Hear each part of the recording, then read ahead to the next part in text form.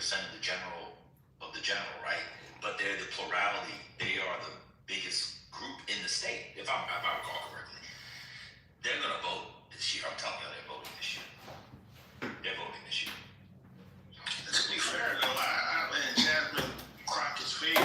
I done seen a lot of plus 190s went outright. That's for sure. She got a shot. She got a shot. She does. Question's chance for sure. There's no doubt on that. And the other stat, you mentioned Latinos. Latinos in the Democratic primary are 28% of likely voters. So, I understand Negroes are outnumbered down there. So, we need the hombres. We need our Latin brothers and sisters. Well, I don't know. I don't know how y'all feel about this lady. Kalaya got me saying, fuck this lady, and I agree. She should stay where she is. And I've heard you say, man, she could head up some committee or something like that. We don't, no, it's not fuck her. Let's all, everybody calm down. Man, Goliath, he's sitting in charge of 100. Matt's crashing. You can't. Any man that lifts weights and drives a Tesla, can't trust him. And that's Matt Goliath. So there you go. She knows how to be Brandy, yeah, that's what I'm saying. In Texas, they are voting Democrat. That's what I'm saying. The Texas 9 race, man, y'all gotta keep up. Then that 2024 election, man, that 2024 election is going to be the anomaly of anomalies. Yeah. I'm telling y'all, we already see it. What was it? Trump won counties full out in New Jersey, and they swung. You got me swanging. They swang 20 points to the left. I mean, They hate the we all talked about Texas 9, but a big part of winning Texas 9 was the Latino swinging. Yeah. Oh, my bad. So. No, I'll put the article. Brady, you might not have been here. I'll put the article in the chat on Texas 9 for the Texas Tribune. I think you get 5 free articles a month. I'm at my limit, so I have to buy them. I'll have to subscribe to it. But they don't like the ICE thing. They like getting rid of the criminals. They don't like regular people on the job getting jacked up. I mean, I wish Trent would actually report on the Valley, because I'd be interested in what the Latinos in the Valley think of the primary race. And I can't find any. Did Cuellar endorse somebody? Probably not. Like, what do Latinos in the Valley think? There's millions of people in the Valley. Why would Trent report on that when he's in Tehran? That's a good point.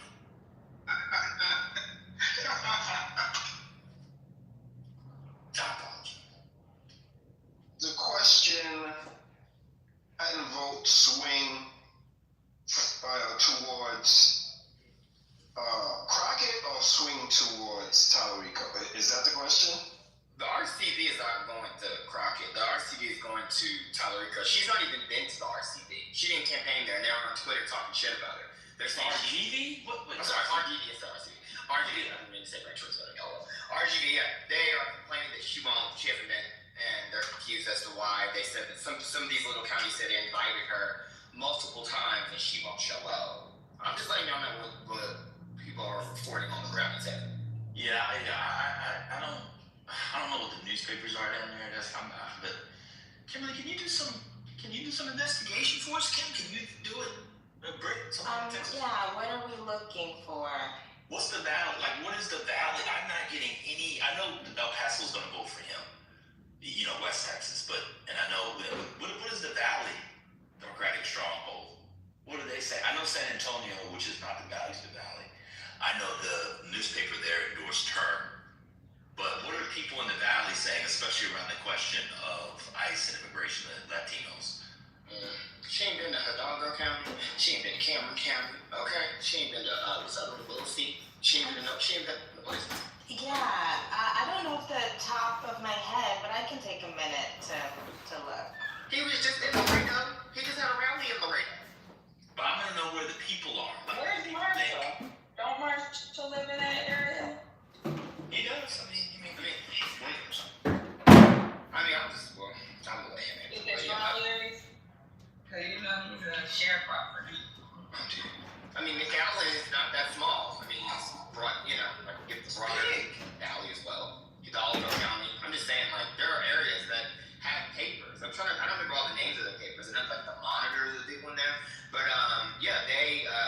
she's not been endorsed by any of them, so I don't really understand what's going on.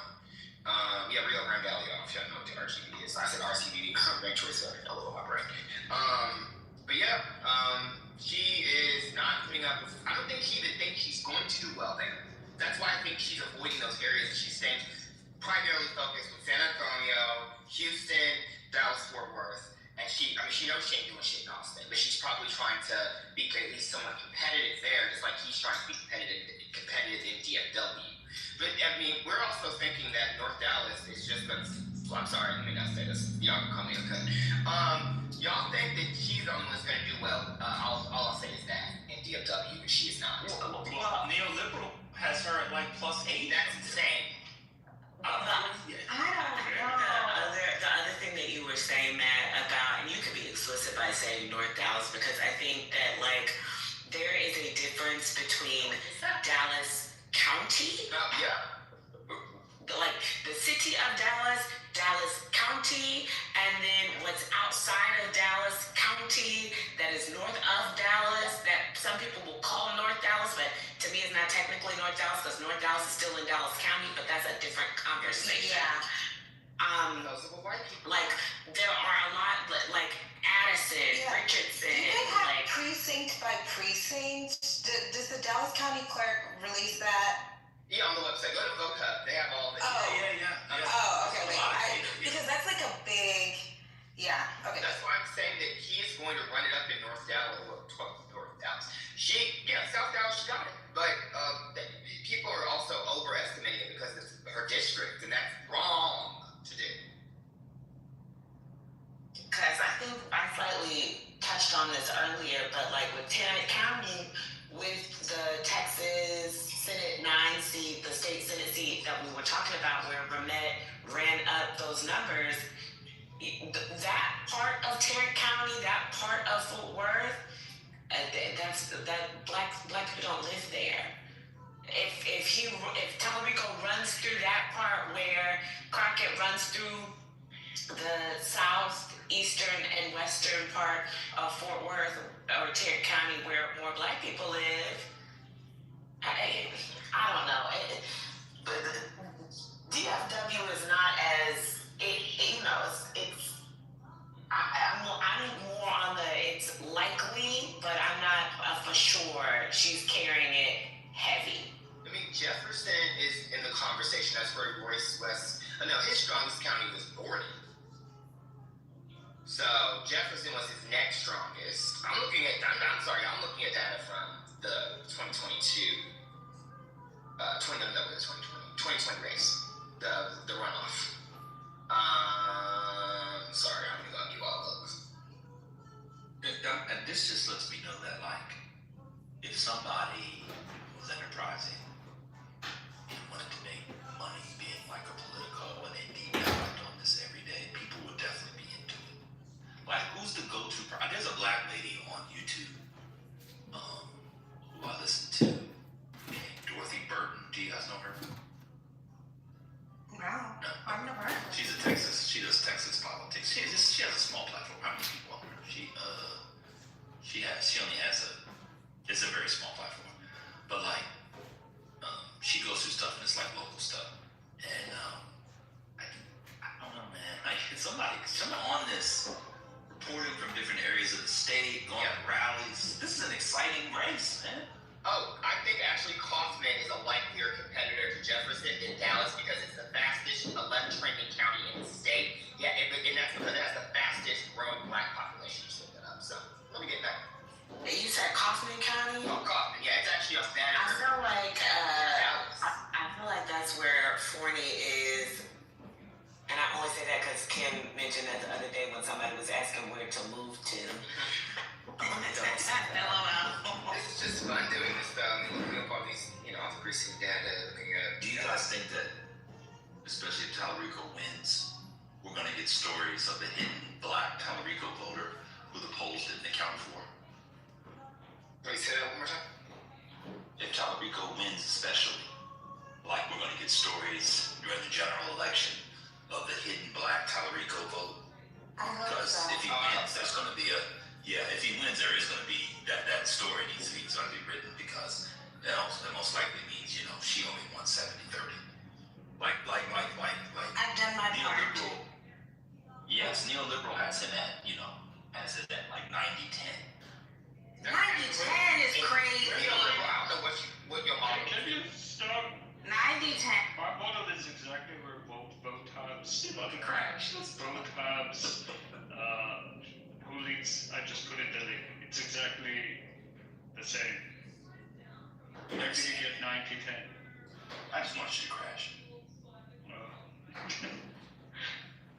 Yeah, I don't understand. I'm sorry. My model you has, said my percent. model has 53 Crockett, 46 Tallarico. I have him at what was it, 50.8, and her at like 49. Like mine. I mean, I can find it on my computer. True, I don't necessarily disagree. Like, given the undecideds, if I was doing a forecast, I might have. Like, I'm not doing a forecast, right? This is just a. Why? Oh God, I'm just not. Do it, Aaron. Okay, if you look at the vote hubs averages, right, they're weighting based on the quality of the poll, which I don't do, but they are Crockett 42, Tallarico 38. So now I have 50.4 with him, and then 49.6 her. And I also have, yes, I have polling average in. She leads by 1.3% overall fundraising, and he was Googled more in general and most recently. He has more endorsements, and then of course his experience in winning quote-unquote elections. I have her, but yeah, I have. Anyway, I'm going you. He was on Morning Joe this morning, so this is gonna sound a little pseudo. I apologize. He's on this is gonna sound pseudo. I have no data for this, so don't hold me to this. His ability during the next 10 days to get on what I call the Sutter Home Chardonnay Old Black Lady Plantation Democrat TV shows, it's gonna help him win some votes he would not have otherwise have won. Huh? Your mama watches on Colbert, Morning Joe. These people get up in the morning, they pour on baby. The View. You know, we didn't have grapefruit juice when we was growing up, but now you can get grapefruit juice, and you know I can use my Social Security for it. Give me some grapefruit juice, baby, and at about 11:30 a.m. they get them little bottles of Sutter Home Chardonnay. I just put that in there, mix it with some water. If you cut it with water, it cuts the alcohol, baby. All day long, they had MSNBC and CNN playing all day long. Then The View. Then back to MSNBC, Morning Joe. Then The View. Y'all know exactly how the black people, and they're deep into politics. They got newspapers all over the house, and they're just plantation Democrats. They know they have a crowd. Now, I saw that little white boy on Morning Joe this morning. You know, I love Joe Scarborough. Got a nice head of hair on him, and that Mika, she better treat my Joe right. Y'all know exactly the type of old black lady I'm talking about. They vote in every election. A lot of them volunteer at the. You ever notice you go to a poll, you can be in a white neighborhood voting, and it's still black lady, and you're like busting a negress over age 60. Let me continue. That lady, that's gonna be. I like that little, you know, that Jasmine. I love my Jasmine, but she just a little too hot. But you know, I saw that boy, and he was talking about Jesus. And when you talk about my Savior, when you talk about the Lord, he was saying how we need to welcome all that the Lord, you don't make small for the political parties. You make them big, baby. We need to be in Jesus' way. I'm going to vote for that baby. He got the anointing. I'm telling you. Tallarico. Him being on these shows is going to help. I'm telling you. I mean, my mom lives in the Haltom City part of Tarrant County, which is a suburb. And she said that she's undecided. She plans to vote this weekend. And by the way, undecided is good. That's after a lot of lobbying, a lot of cajoling. Well, I can't cajole my mother. I'm sorry. A lot of explaining. Okay, like we've gotten to 50-50. So I really believe, like, if she can get to 50-50, I really believe that there is a secret Negro Tallarico vote. if she's a black boule girl, she's voting for. They're both voting for Puerto Rico. So. I think that the young blacks for sure are going to vote for Jasmine Crockett for sure. I think that black bougie Texas vote, he might be able to siphon off like 40% of them. That sounds high.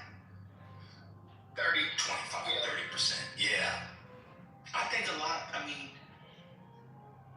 think she is not going to win though because they actually have brains. Some of them are not just I'm just going to vote for her because she's black. Well, now, oh my God, I have to do it. Like a lot of people in Texas aren't actually like that. And that's what I think a lot of them think she's too brash.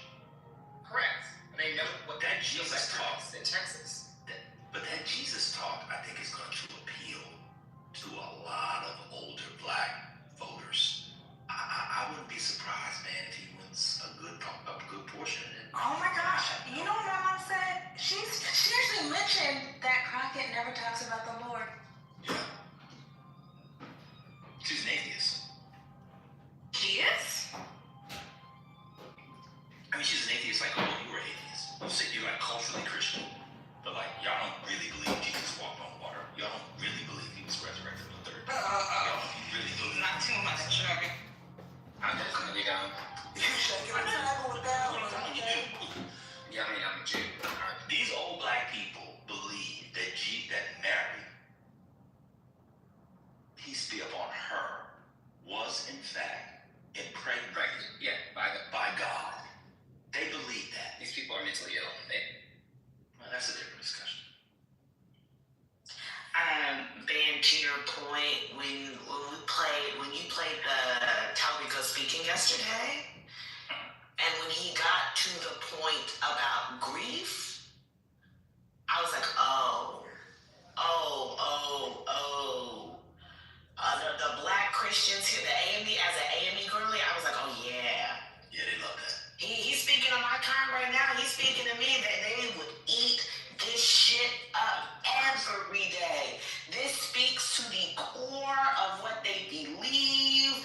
This very much would get black people, well, the churchy Christian, at least AME girl, I don't know about the Baptist girl because I can't speak to them, but at least the AME people who go to church, oh yeah, that would get them fired up because it's just like for me as an AME girly, it's very aligned with what I believe. So I was just like, oh yeah. I'm mad at you saying the Baptists aren't saved. Oh no, that's not what I'm saying. I can't speak to y'all's experience. I can't speak to whether or not it speaks to y'all the same way it spoke to me. That's what I'm saying. You know? They're not. You don't have to back I'm a up. culture girly and from a past life, and it spoke to me. I wanted to say glory. I don't. She's at work. She can't speak louder. She said, and I'm going to say glory. She said in her work voice. It was like, give me the chicken Caesar wrap. Glory. Y'all, I have a question for y'all because I don't know. Has Talrico done the black church Yes. board thing, or he refused to do He that? did it already. He did it before she even jumped in the campaign. Oh, he is doing it. Yep. Oh boy. I praised him for it, like, what was that, November when he did it? And I was like, look at him, he been with the past. He's been with the What black. did let me see what Freddie Haynes said about the Senate race. Texas. No, I'm not a surrogate of Talrico, I just have a brain, unlike several other, niggas that run around on this app. Just sad. Thought we all had brains, but sometimes I guess people chose Timu to buy theirs. I didn't. Wait a minute. So, what high profile Texas endorsements has she gotten? I know she got Angela also, but that doesn't really do much. Senator from Maryland. Did she get any of did Al Green endorse her? Al Green, right? He didn't? No, That's curious. he doesn't have any U.S. congressional endorsements. That's curious to me. None of her colleagues in the Democratic caucus endorsed her. Oh, I didn't see that. Yeah, I didn't see anyone in the. I didn't see that. I didn't see anyone in U.S. Congress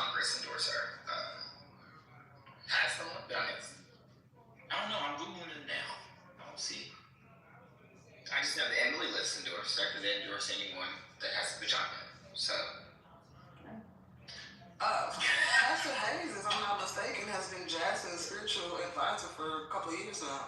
Who? Pastor Hayes. Yeah, she allegedly goes to friendship. That girl has not Allegedly. in years. Wait a minute. So why didn't he endorse her for Senate?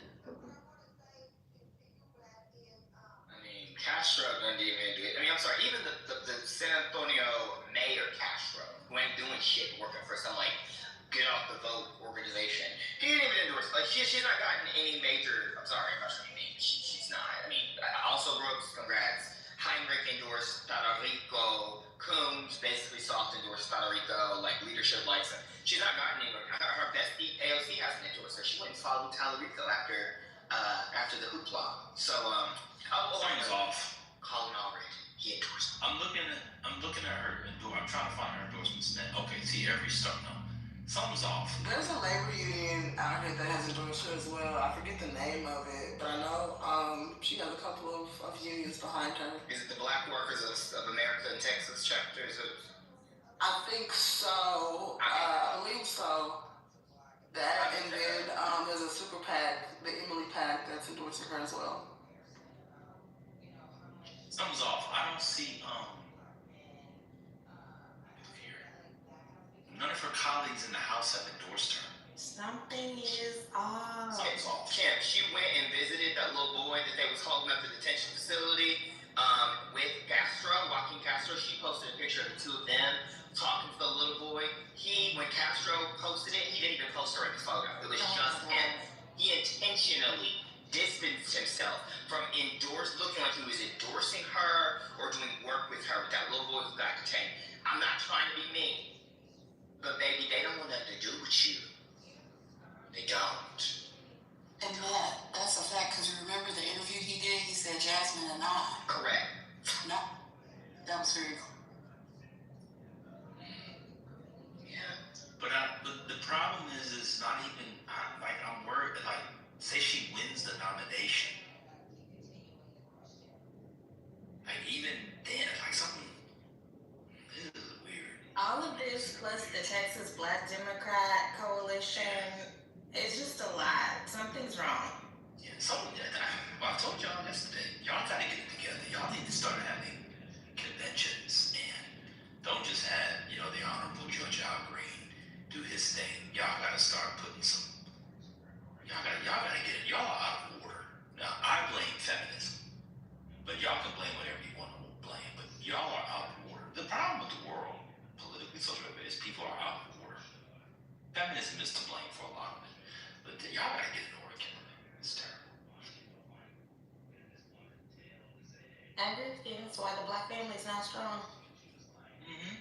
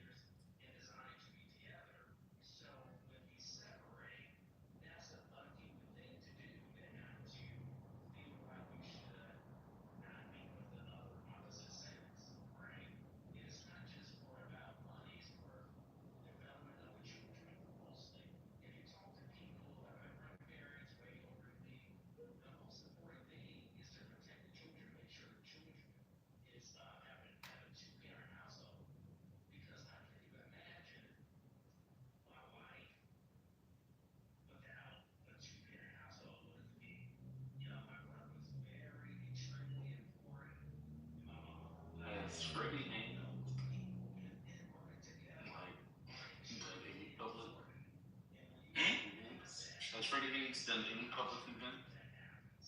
Or said anything? I don't know. He was on the news. I haven't looked. Okay. Oh yeah. In the district?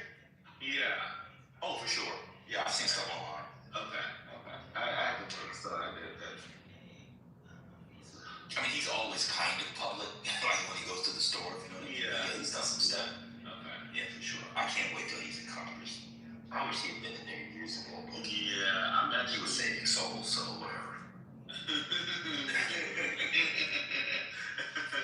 and tearing down black cultural institutions. But I'm still hurt about that. But yeah, I went to him.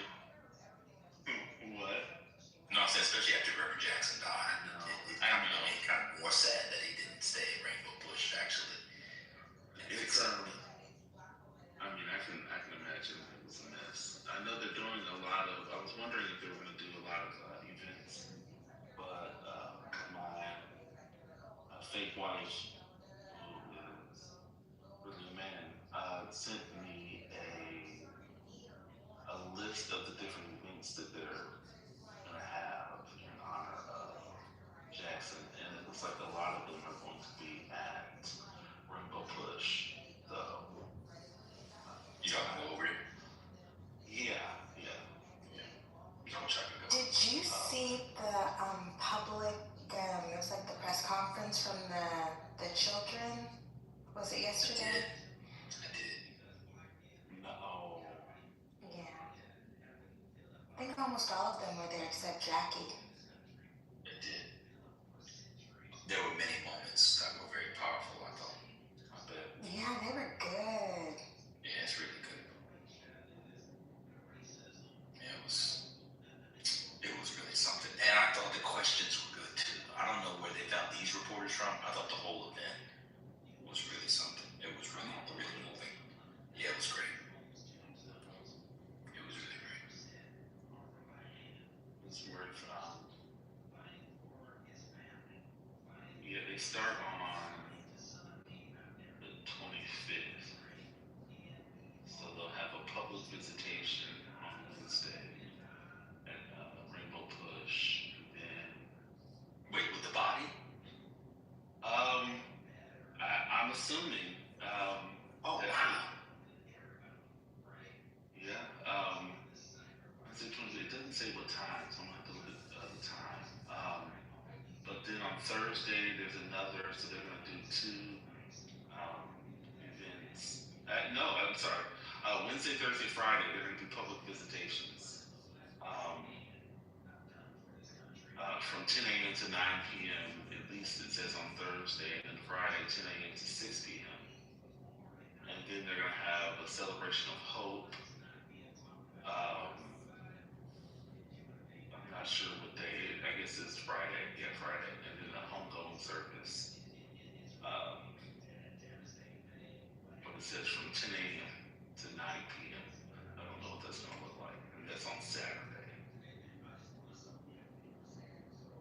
Okay, I've done used a couple different models. The models are saying that based on Tuesday and Wednesday, the blacks are running it up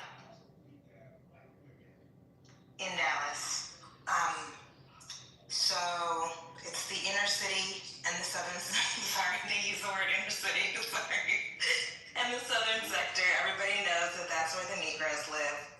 What are the numbers? What do the raw numbers look like? Oh, okay. So we have, well, they break it down by precinct, but just for example, Disciple Central, which is in DeSoto, 807 Democrat, 33 R for Wednesday.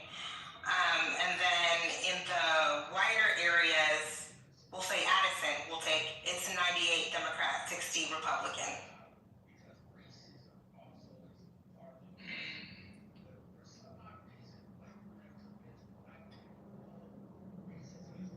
So the analysis from both ChatGPT 5.2 Pro and Gemini 3 Pro is that the inner city, southern sector, and the older inner ring suburbs, which is also where there are more Negroes, they are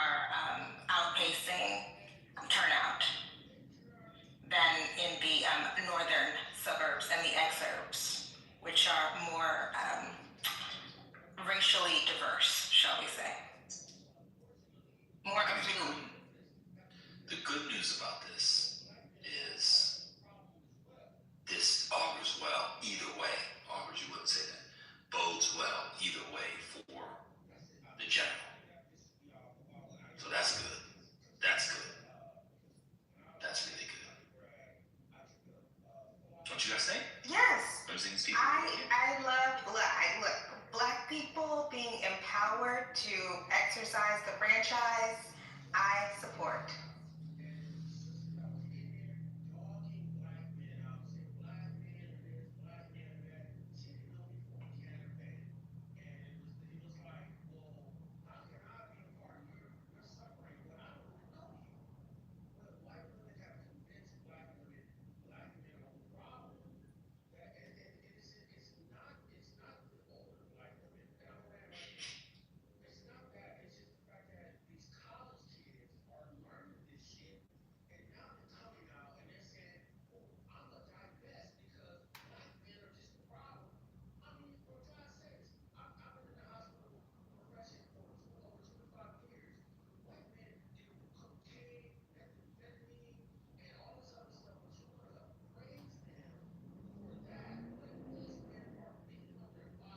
Did y'all ever watch?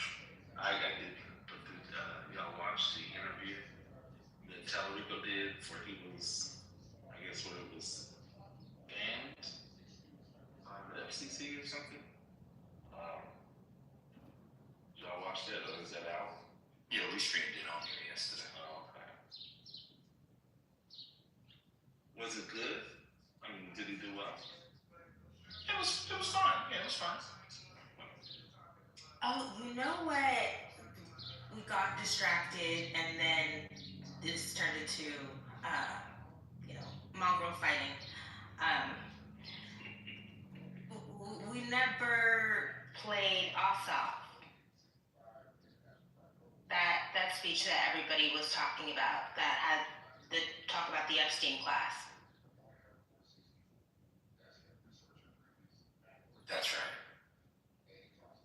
It's 30 minutes. Are you going to start? Oh, I was. Yeah. Then I got distracted. Wait, let me find some clip.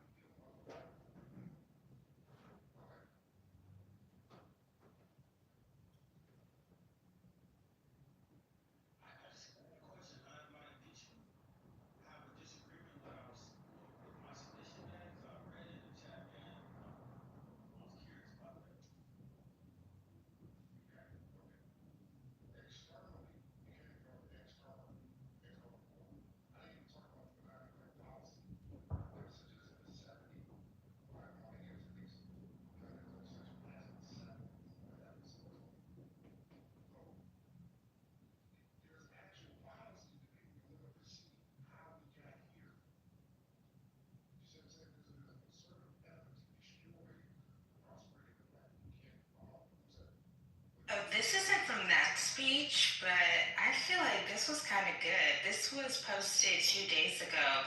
John Ossoff made a speech at Big Bethel AME Church. Let's hear it. Oh, it says, whoever digs a pit.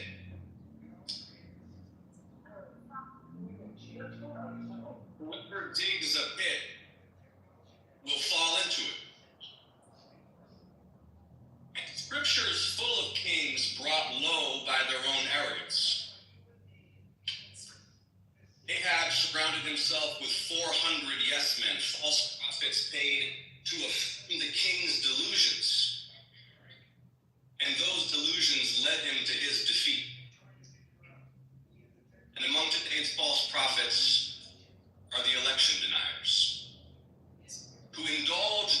president's obsession with overturning the 2020 election. Hear me when I say this. They tell a lie so absurd and therefore so debasing to tell that the act of telling it proves the teller's total and humiliating submission. Says whoever did. I'm sorry. I'm off soft pilled. I am off soft pilled. I will affirm what you can all clearly see. You can see it, right? Our nation is afflicted and in crisis. Americans losing insurance in the middle of chemo, hospitals closing down services to tax cuts for the very wealthiest people, masked federal agents profiling, brutalizing, and killing American citizens. And maybe amidst all the cruelty and the chaos, you start to feel a little doubt, and you start to wonder whether our republic can survive it. A government transformed into a tool of one man's vengeance and enrichment. A spiritually broken president who digs the moral pit deeper and deeper. The pastor of Proverbs says, whoever digs a pit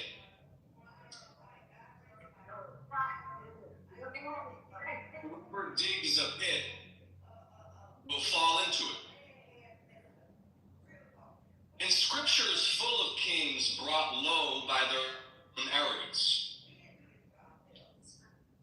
Ahab surrounded himself with 400 yes men, false prophets paid to affirm the king's delusions. And those delusions led him to his defeat. And among today's false prophets are the election deniers, who indulge this president's obsession with overturning the 2020 election. Now hear me when I say this. They tell a lie so absurd and therefore so debasing to tell that the act of telling it proves the teller's total and humiliating submission. Okay, I know that I'd already played that last part, but I am on the off train. I'm sorry. I just think it's good. Very, he has a presence. Probably photographs better than, probably more photogenic than he, is in the video, but that's okay. That's fine. Takes a good picture. I'm awesome.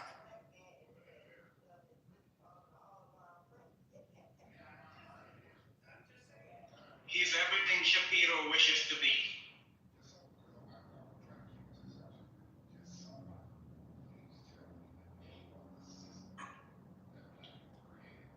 Oh, you don't want to hear the whole thing? Okay, wait, let me find.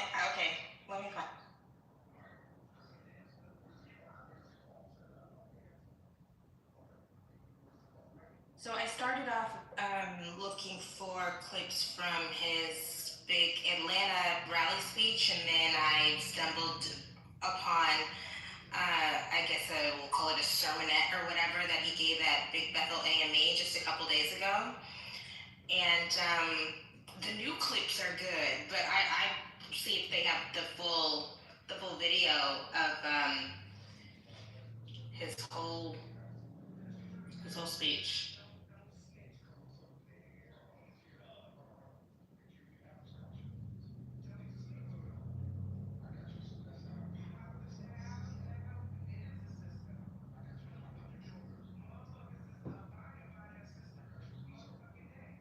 Oh, it's only 9 minutes. I'm about to play it. Please stand to your feet as we receive a champion for justice, our United States Senator, John Ossoff.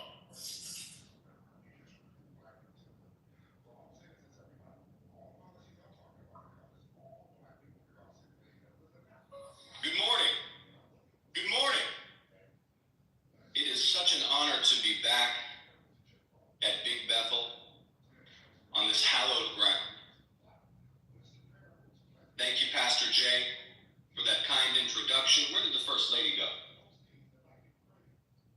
Thank you, First Lady Michelle. And good morning, Big Bethel. It's an honor to be back. I am grateful this morning for life. Breakfast that we shared this morning. I'm grateful for the roof over our heads. And I'm grateful to be here with all of you and for the honor of representing you as your United States Senator. First, please, would every veteran, every military service member, every military spouse and dependent please rise to be honored by all of us in gratitude for your service. Thank you.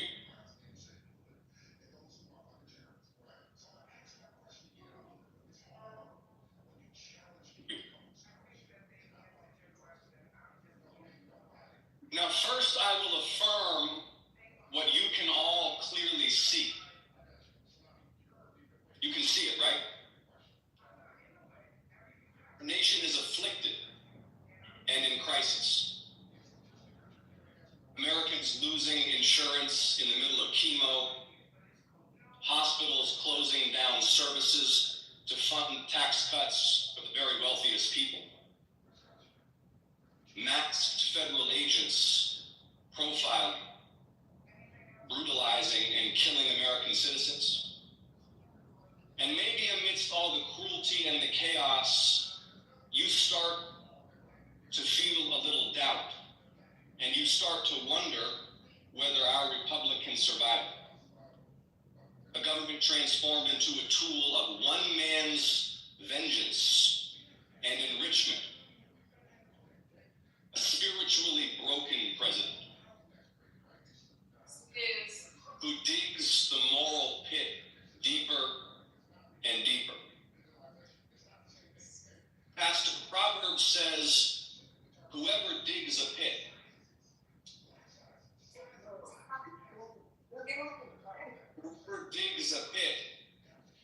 will fall into it. And scripture is full of kings brought low by their own arrogance. Ahab surrounded himself with 400 yes men, false prophets paid to affirm the king's delusions. And those delusions led him to his defeat. And among today's false prophets are the election deniers, who indulged this president's obsession with overturning the 2020 election. Now hear me when I say this. They tell a lie so absurd and therefore so debasing to tell that the act of telling it proves the teller's total and humiliating submission. Just consider that the sitting Attorney General of the United States and the Director of the FBI refused to accept Trump's defeat in the 2020 election, an election he lost by 74 electoral college votes and 7 million popular votes, the widest margin of defeat since John McCain in 2008. Just think about that. And since now they're wielding the power of state to rewrite history, we have to remind everyone that Trump didn't just lose Georgia. He lost Arizona. He lost Michigan. He lost Nevada. He lost Pennsylvania. He lost Wisconsin. And then he tried to cling to power. Tried to intimidate Georgia officials to find him more votes. Binned up a mob that tried to hang his own vice president. And today still obsesses over his shame. So he sent them to Fulton County. Seize your ballots on a pack of lies. Now, why Fulton?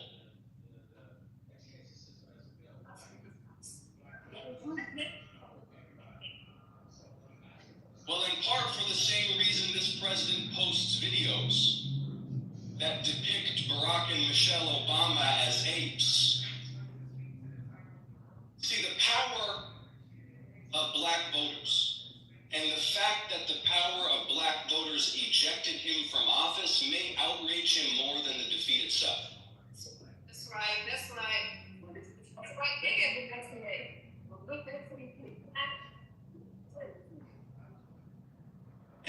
tries to delegitimize your exercise of power. And now with elections approaching, he tries to suppress it. How foolish of them to come to the cradle of the civil rights movement and the doorstep of John Lewis's congressional district to spread those lies and seize your ballots. How foolish. Foolish. Sorry. I'm in it. I'm sorry. Okay. Let's keep going. To launch an attack on voting rights here, at the political and spiritual center of the black history they seek to erase. You see, like Ahab, he's surrounded by yes men. Because if this president had wiser counsel, Pastor, they'd warn him against attacking here in Atlanta, Georgia. Because the power of the presidency is nothing compared to the power of the people. Nothing. And our answer will be massive and overwhelming. 61 years ago in Selma, when John Lewis and Hosea Williams and Amelia Boynton marched into billy clubs and bullwhips, they didn't know that their movement would succeed. 6 years ago, when Georgians took those hard-won rights and set out to elect the Jewish son of an immigrant and a black pastor who holds Dr. King's pulpit at Ebenezer Baptist Church, we didn't know that our movement would succeed. But in 2026, if this man in the White House thinks that after all that, he's going to come down here and silence the people of the great state of Georgia, he will be dealt his most resounding defeat yet. But Big Bethel, it will take a movement. Big Bethel, are you ready to move? Are you ready to move? Thank you all so much for having me. Thank you, Pastor, for the invitation. Thank you.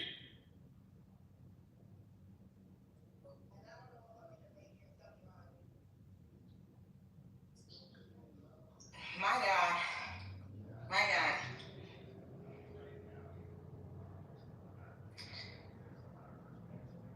I think in Vogue, alongside Salt and Pepper, once said, what a man, what a man, what a man. What a mighty man. Good man. My God. Glory. You know what? If I could go back.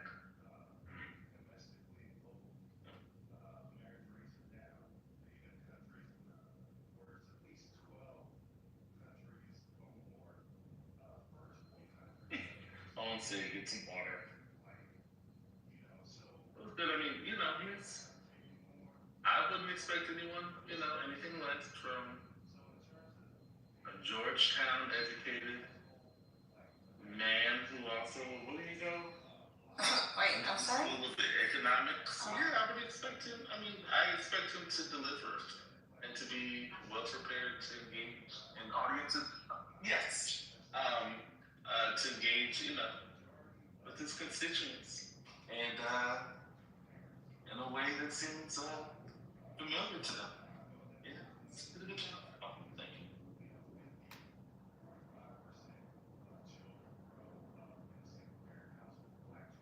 So shout out to Georgetown. Yeah, I just thought it was good. I think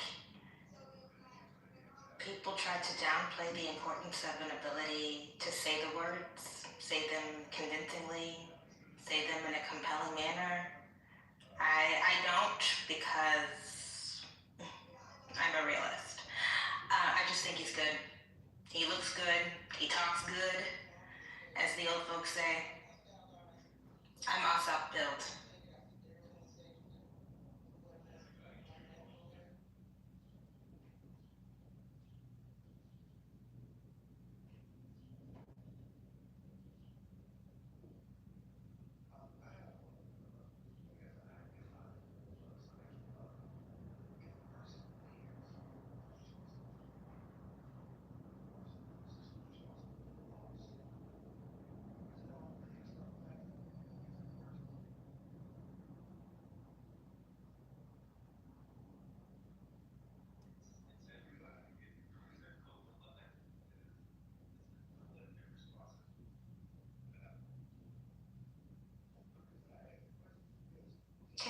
Ms. Little, I will play another clip from Ossoff posted 5 days ago.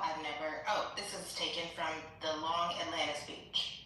See, Donald Trump, J.D. Vance, Stephen Miller, they offer a small, closed, menacing vision of America defined by fear and scarcity and exclusion. They imitate the blood and soil rhetoric of history's worst regimes. Immigrants, Donald Trump says, are poisoning the blood of our country. Those are the kinds of words used by the most dangerous men in history. I listened to a speech a few months back by a senator from Missouri who's aligned with the president, and I think what I heard him say was that the only real Americans are those descended from the original European settlers. Now maybe he forgot the Mayflower itself was full of religious exiles fleeing persecution. But our heritage isn't limited to that of the Pilgrims and those who settled the West. America's heritage includes the descendants of slaves who won liberation from slavery and Jim Crow. It includes the Creek Indians who lived in Middle Georgia for 11 centuries straight. It includes immigrants from every region and continent who arrived here fleeing persecution or seeking opportunity. Americans are not a race. We're a people. United not by ethnicity, but by shared convictions, and that is what makes us exceptional and a beacon to the world. How amazing is it that the most powerful nation on earth proclaims as its core values that all are created equal, with inalienable rights to life, liberty, and the pursuit of happiness, no matter how humble our beginnings, no matter our ancestry, no matter when we arrived on these shores. George Washington wrote in 1783, America is open to receive not only the opulent and respectable stranger, but the oppressed and persecuted of all nations and religions. 1783. Atlanta, that's a legacy worth protecting. And I was thinking the other day, what would the founders think if they visited us today? Well, they would see that slavery had been abolished. They would see that Americans without land and then women and then the descendants of slaves had secured voting rights. That American leadership in science and discovery had propelled knowledge and technology to unimaginable heights. They would see that the United States had become the superpower that defeated Nazism and communism. They would see a pluralist democracy, people of all colors descended from every point on earth, stitched together out of many nations into one, still the greatest hope for mankind. But they would also learn that of the world's great rich nations, American life expectancy is the lowest, while our childhood poverty, murder, and maternal mortality rates are the highest. They would see a nation that at the height of its wealth and power fell into the very traps they most feared, the dominance of special interests, bitter division between warring political parties, and a faithless president exploiting that rot to pursue the absolute power they overthrew. But they gave us the tools to fix this. They put the power in our hands. It's up to us, Atlanta. It's up to us. This is a turning point for the United States. History is calling the question, what kind of a people are we? I believe the measure of our success is not how many of the poorest and most vulnerable families we hunt down and shackle and imprison and deport. The measure of our success is whether each generation achieves greater health and prosperity than the last, and whether we live up to the promise of equal justice for all. I believe we can lift American children out of poverty. We can keep our communities safe from violence. We can make sure every mom and every baby in America gets the best care in the world. I believe we can reform our corrupt politics. We can unite the. I have to say, this person does not sound like Barack Obama. No, He does not. Well, I don't know what these people think. Yeah, this doesn't sound like Obama. He sounds like a white man who lives in the South. That's exactly what he sounds. One who graduated college. That's exactly what he sounds like. American people to solve big problems and achieve great things again. I believe we will escape this moral tailspin and recommit ourselves to the values that have powered 250 years of progress. But none of this is possible without victory this November. Whew. Wow. Please stand for your food as we receive it. Kim, who says he sounds like Barack Obama? Sorry. Champion for justice. I United States Senator. had to open it again because I want to send it to my mom. Sorry. That's why I'm playing again. Somebody in the chat said that. No, he doesn't.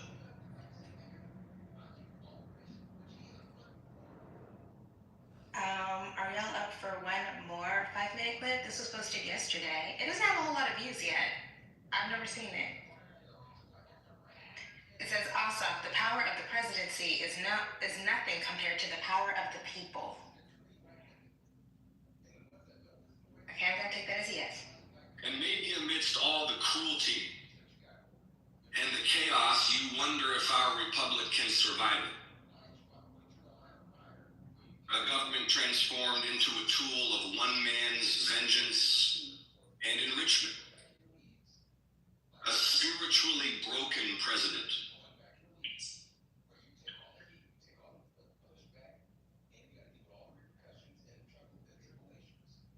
Okay, so I didn't look at what this is, but it's a delta something. It's a delta something. Who digs the moral pit deeper and deeper. Pastor, Proverbs says, whoever digs a pit,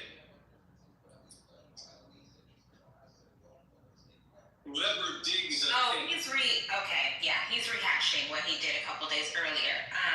I surmise that it's a delta something because they're wearing Delta Sigma Theta paraphernalia.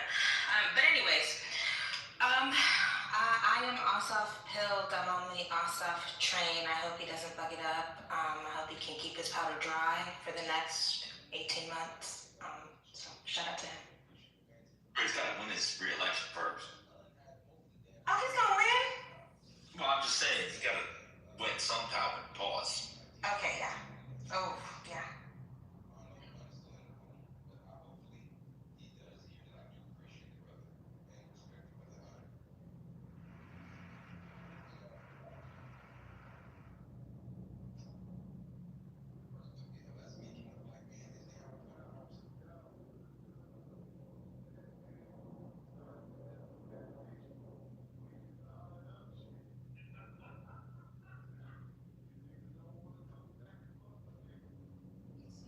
Ben, you think if he pulls it off, he will just make the jump to the 28 race immediately, or? No. Oh, for sure. I think it'd be, very, very quickly after.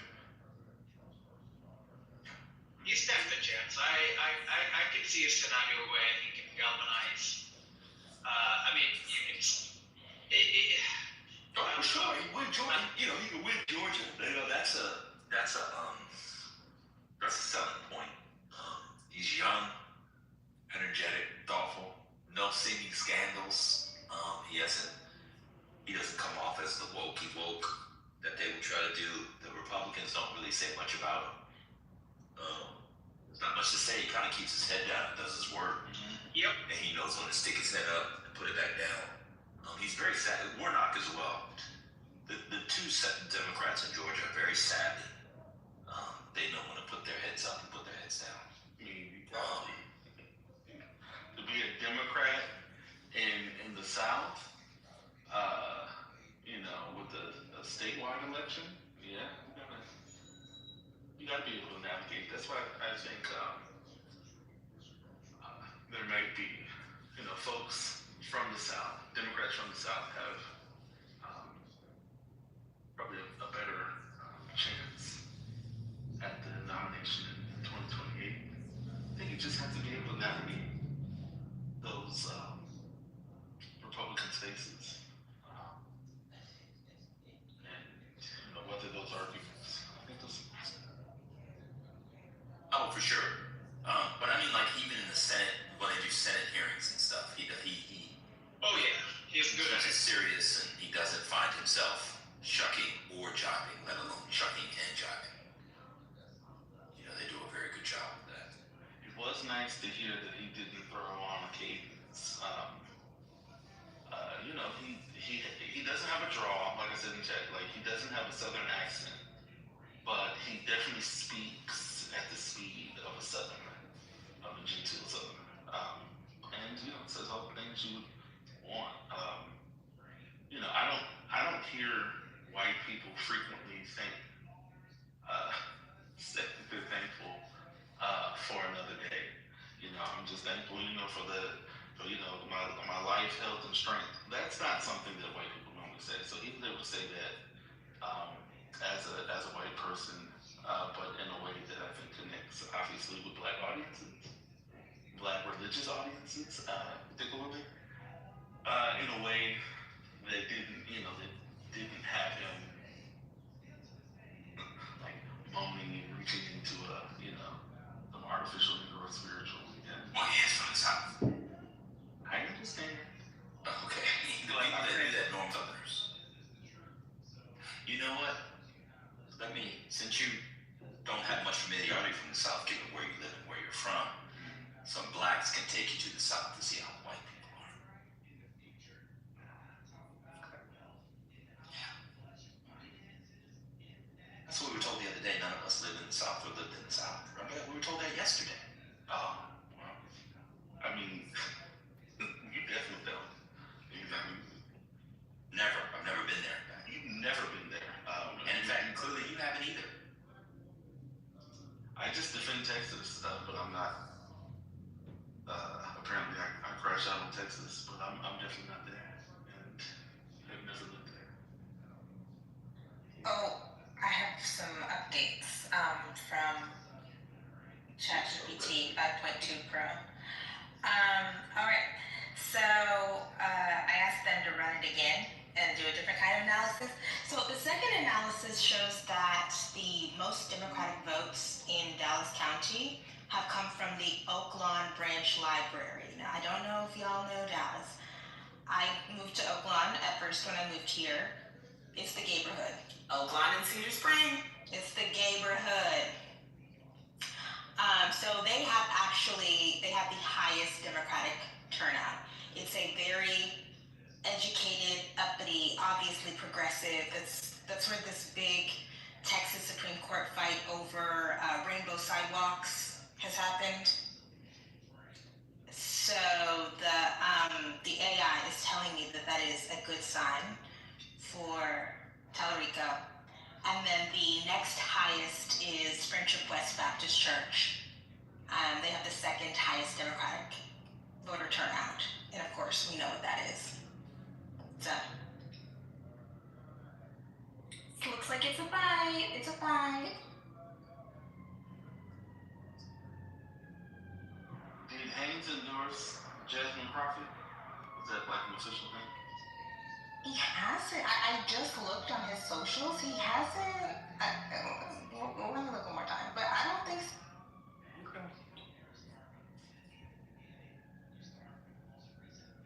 She must not be paying the toll.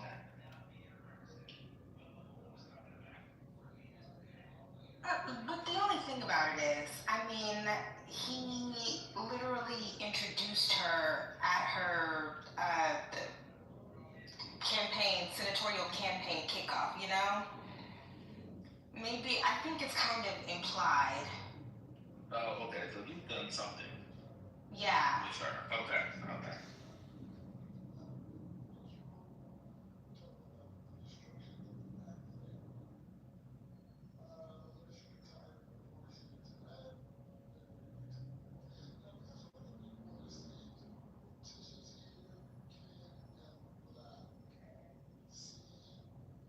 I'm sad that I moved from the district that I never lived in, because I feel like, I mean, he's already very present and visible. I feel like he would be a much more active congressperson in the community, visible, accessible. So, shout out to Texas 30.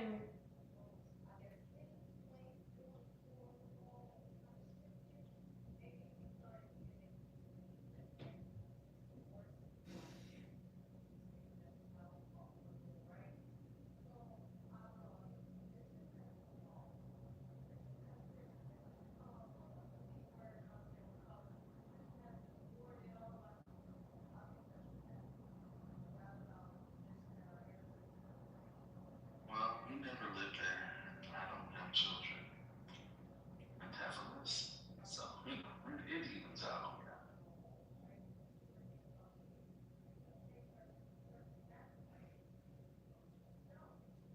So this is interesting. I see Texas Democrats endorsed Haynes. You know, I mean Justice Democrats. I'm sorry, the Justice Democrats have endorsed Haynes. You know who they have not endorsed? Okay, sorry. I'm just saying.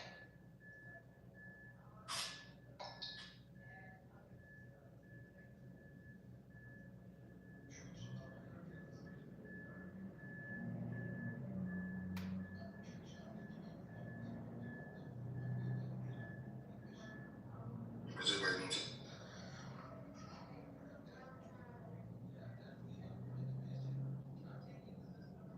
Wonderful, wonderful.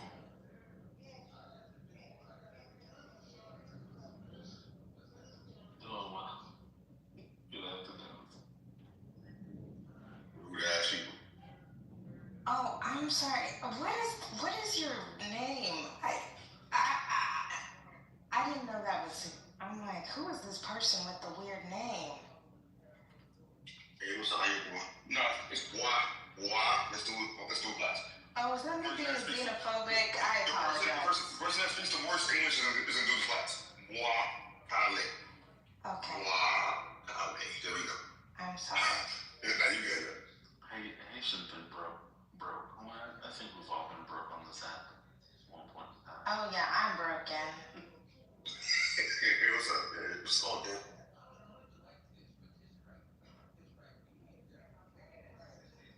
Hey, Haitian, I'm sorry, I was away from my phone. No, you're good. I know everybody doing their thing. I'm saying so. Wait a minute, y'all. Are the Chicago Bears about to end up in Indiana? Are y'all following this? Oh yeah, you didn't know that? Did you? Yeah. This has been going on. There was the last thing I looked, because I can't actively look at it. It's just too much. No, they just announced that the Hammond site is the new main site. They've officially announced it. Oh yeah. I mean that has been where the reporting has been for a while. Well, not Hammond. It was Gary and Hammond. I'm sorry, you guys. Freddie Haynes posted this yesterday, the Texas Coalition of Black Democrats. I'm honored and grateful to have the endorsement of the Texas Coalition of Black Democrats Dallas chapter. They have a whole list of people. Yes. What's going on? Something's off. Something's off. Yes, man. Yes, there's a whole list. It's like 30 people or like 25 people on there.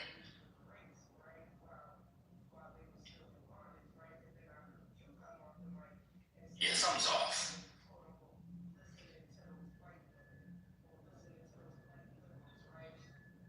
I mean, we don't have to. I don't know. You know, what's the cost of them endorsing, especially, you know, Crockett, and she doesn't win. And, you you do need those voters to decide that they're going to vote during the general election, in November. benefit analysis. I mean, either they just don't want to vote, like they actually don't want to endorse her, and so they're not going to publicly endorse Talarico, or there has to be some calculation that sort of supporting her and her not getting it will do something to the vote in November, or the turnout. Like, I don't. It is. So this is for the Dallas chapter. They would lose nothing by endorsing her. That's my only thing. Like, what do you have to lose? I'm gonna start going to Texas Coalition of Black Democrats meeting. I'm about to do some investigative reporting. Yeah, I'm gonna be like that man in Minnesota with the Somalians. I'm gonna be in there. Well, are there other? I apologize. I have not been keeping up with y'all. So if I'm dragging the conversation, just move on. But are there other Black political? I'm not sure. Orgs that have, like, is this just a lack of a better word, a term, a blackout, and no one is endorsing at that level in terms of Black political, orgs, or is it sort of hit and miss? Some are and some aren't.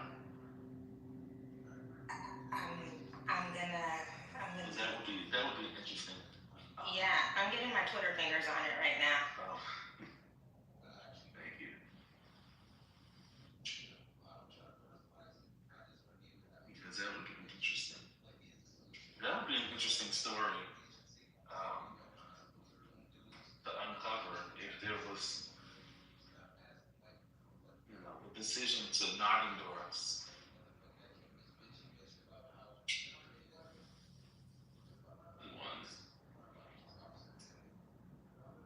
Just stay out of it.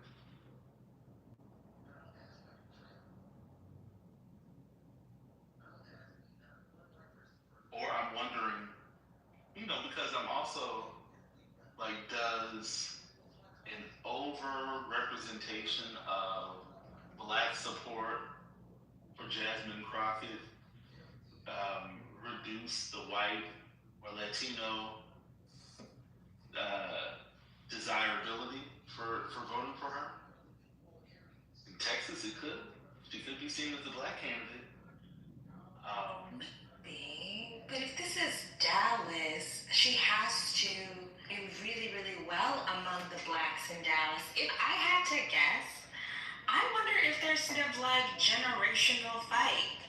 I'm gonna start going to these meetings. I'm on the website right now. I'm gonna implant myself into this organization because I'm genuinely also I wanted to get more involved anyway, but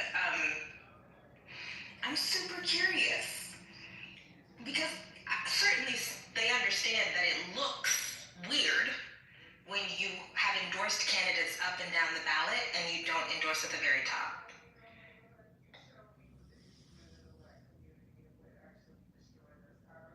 This is a recap of yesterday's crash out.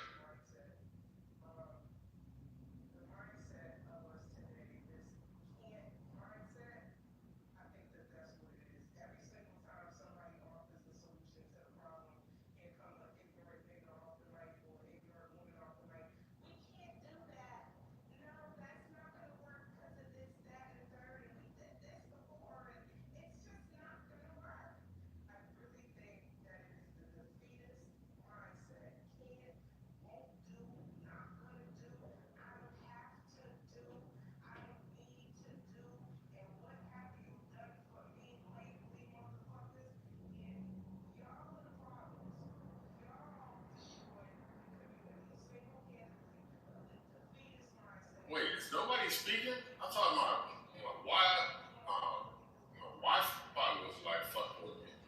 I'm just sitting here like silence on this. Oh my god. What's up, H? How you doing, bro? Alright. That was some excessive niggatry yesterday. I swear, bro. And I'm so glad I was not part of it. I don't even know what happened, bro. You don't know what happened? Did you finish the clips? It was crazy, bro.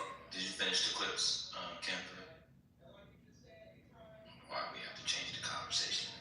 What's up, Gemini? How you doing, Gemini? I'm gonna check one more time, but I think that was all the clips that he's posted. Okay, cool. Yeah, we'll see how it shakes down. Sorry. All right. Oh wait, Ocelot was on Colbert. Or was this Yeah. Is this an online only feature? I don't know. Is that what they're doing now? I don't know. Okay, I'm about to play. It's 5 minutes. Hey everybody, we're back with Senator John Ossoff of Georgia. We're going to talk about what the action that Donald Trump and his Justice Department have taken down in Fulton County, Georgia. 3 weeks ago, the FBI raided the county election offices and seized 700 boxes of material from the 2020 election in a part of Georgia that he had contested fiercely. What do we know about why this happened? Look, this all goes back to the president's obsession with overturning the 2020 election. You all will recall that so many of his conspiracy theories began in the state of Georgia. Remember, he called Georgia's Secretary of State, our top elections official, in Raffensperger, and he asked him, he intimidated him, he pressured him to, quote, find him exactly the number of votes that he needed to win in a state that he had lost. And his lies about Georgia were part of what ginned up that mob that sacked the U.S. Capitol and tried to hang his own vice president. So he has been obsessed with Georgia ever since, and I think what we're seeing is that he is wielding official power and wielding federal law enforcement in order to try to pursue his obsession with overturning the 2020. Are we allowed to offer criticism? Because I am going to do that. So my immediate criticism, and by the way, critique is good. Critique is how we get better. Okay, critique is how you win. My immediate critique is that you can't bring pulpit energy to an intimate interview. I understand that this is broadcast, but it feels it's too theatrical. Just like bring it back a little bit because you're talking one-on-one to a human, and there's a camera there and there's an audience, but still you want to indicate that you are talking to one person. Anyways. Do we know what was in those boxes? It was ballots for Fulton County voters. And, this has really shaken people in Georgia, where we have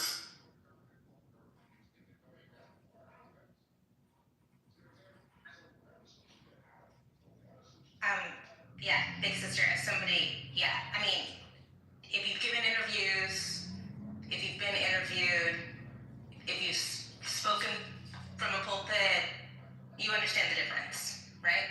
You present yourself differently in different venues. That's what I'm saying.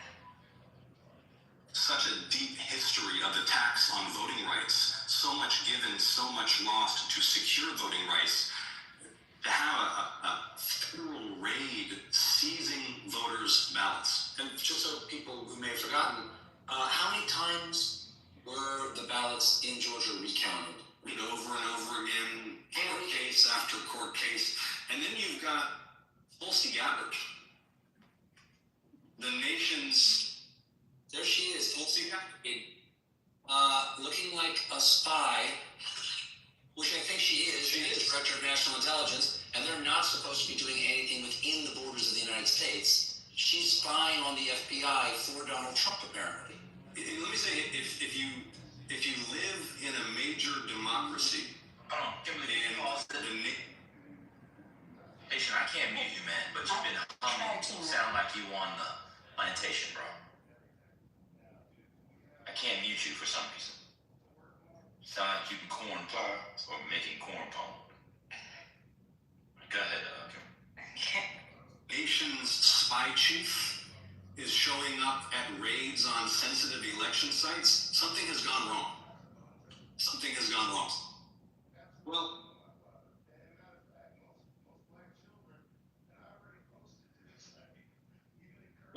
one of your mentors is a man I greatly admire, and that was John Lewis. And matter of fact, the last time I talked to John Lewis, he was here. He actually surfed the crowd. It was fun. It was fun. And here you are with John Lewis. I'm curious, how old were you when you met? I was 16 when I met Congressman Lewis, and I had read his memoir, Walking with the Wind. You know, growing up in Georgia, you're steeped in civil rights history. And of course, he was a legend. He was my congressman. I read his autobiography. I wrote him a letter asking if I could meet him. That meeting led to a job. That job led to a lifelong friendship. And I never would have pursued elected office without his encouragement and his support. But I'll tell you what.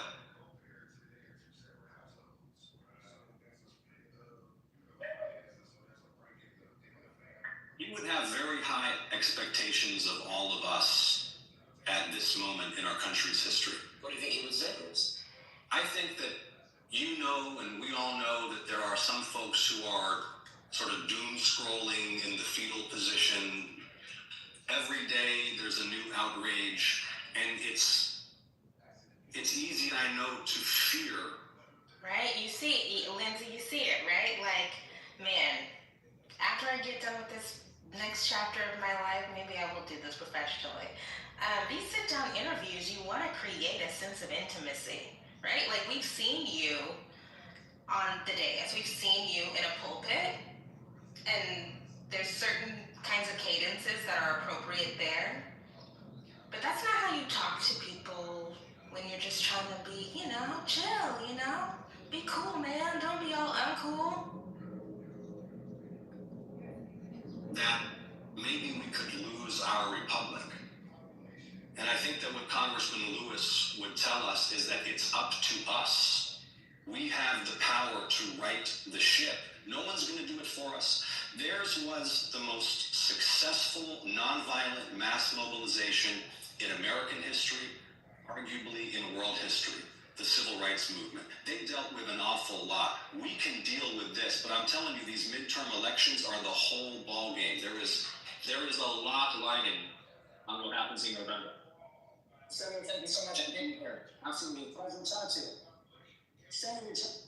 Yeah, I still love him. I still love him. Just need to dial it back just a little bit. Maybe he's probably nervous. But anyways, I'm Ossoff built. I'll aboard the Ossoff train.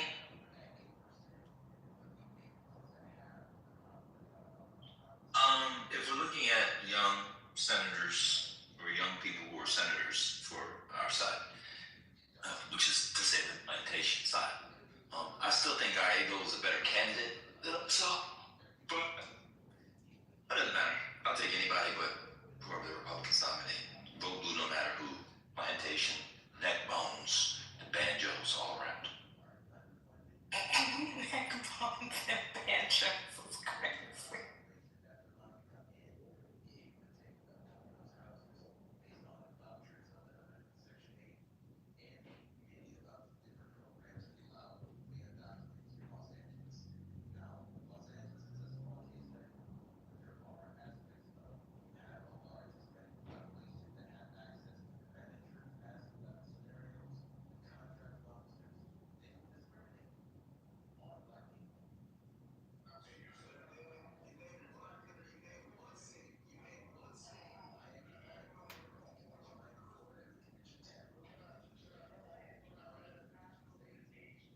Bashir was there this morning.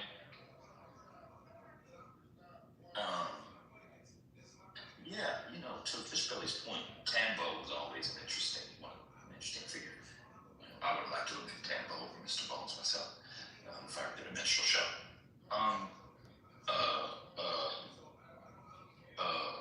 Bashir all but admitted he was running for president this morning.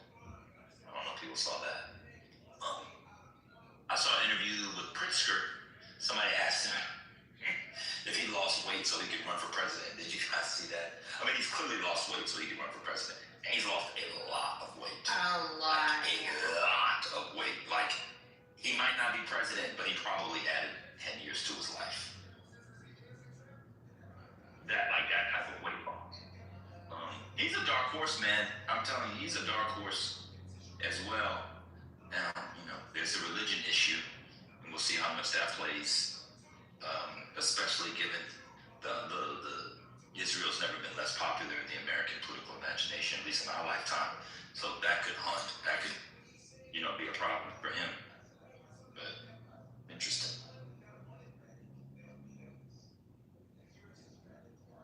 I like Pritzker. Everybody likes their friendly neighborhood billionaire. That lane is wide open for him. Yeah, I don't think the billionaire will matter because he's governed like a progressive in Illinois and been reelected overwhelmingly, which is, I don't know, one of maybe the bluest of maybe the second bluest of the big states, the major states. So I don't think the billionaire thing will matter. He doesn't. America just elected a billionaire. No, I'm saying that I think that works for him. Yeah, I know. Somebody in the chat says the issue. I'm just saying. I'm just saying. I don't think it's gonna be an issue. I don't think it's an issue.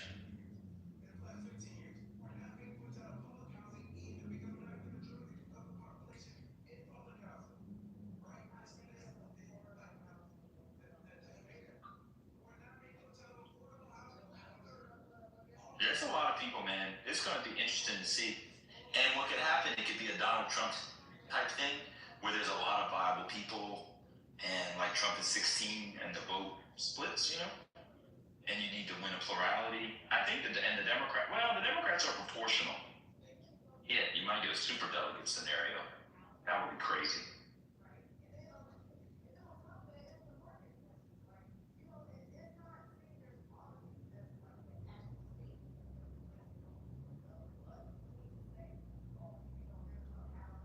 He's Jewish. Ossoff was Jewish.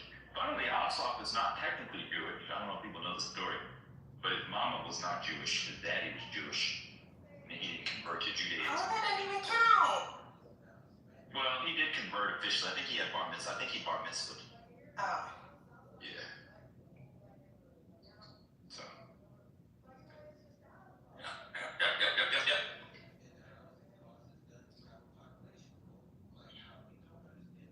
But 28 is so far away. Jamel Bowie did a thing. I don't know if y'all follow Jamel Bowie's shorts, and he did a good short where it was like arguing about the 2028 election. At this point, it's stupid, which is true.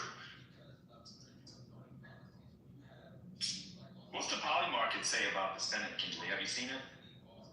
I have not. Do they get the Democrats better than the 30% shot? Pull it up. Okay. The poly market, go with the poly market. The Omar kept saying, I mocked him. He was right. Poly market is Republican Party 60%, Democratic Party 40%. Wow!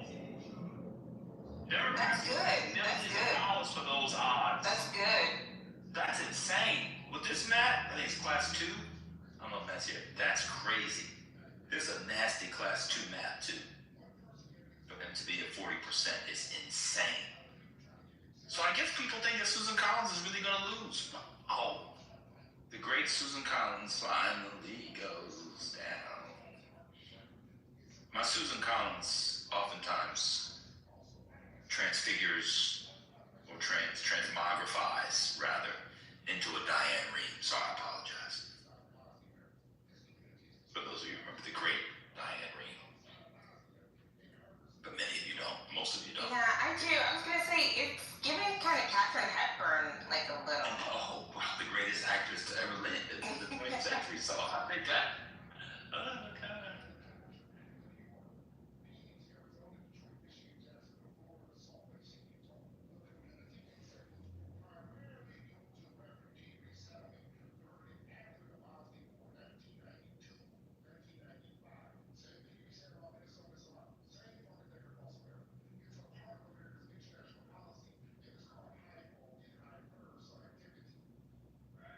Kalshi is also 60-40.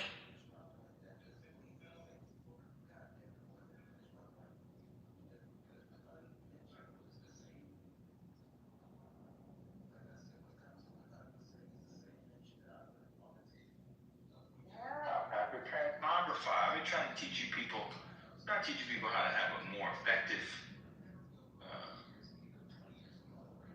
speaking, and part of that is to understand the use of language. And to understand it, you need to have better words.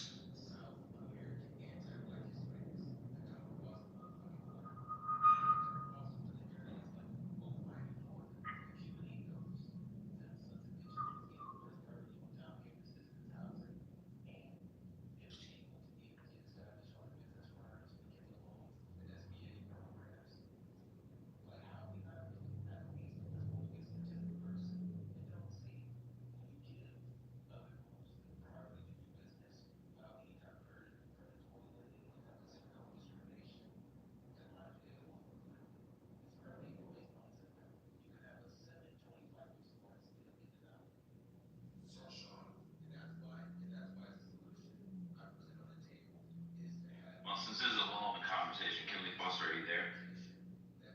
Yes.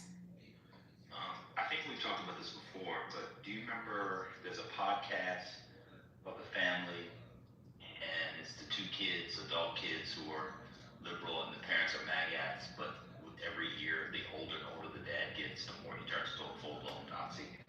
Yeah, I mean, the dad also is demented.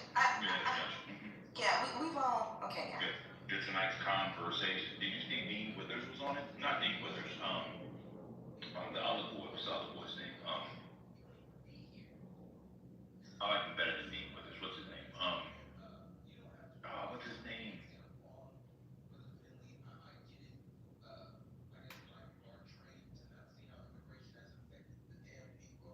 The other boy besides Dean Withers.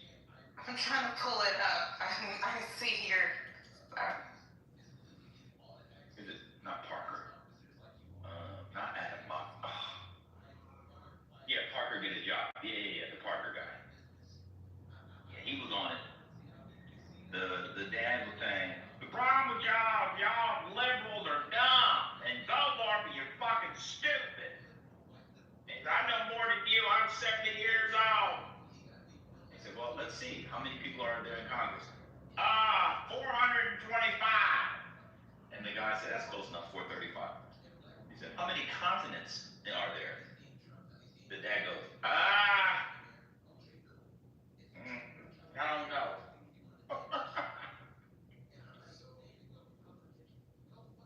And then I was watching it. The dad was like, I'm a fucking Catholic. We don't use the Bible. I don't use no fucking Bible. That's what he said. That's what he said. Yeah. Catholics don't use, I said, oh my God. We never had the Bible. When I went to church, they didn't read from the Bible. The mother was like, yes, we did. What show is that? What's happening? It's this guy. It's this guy called, what's it called?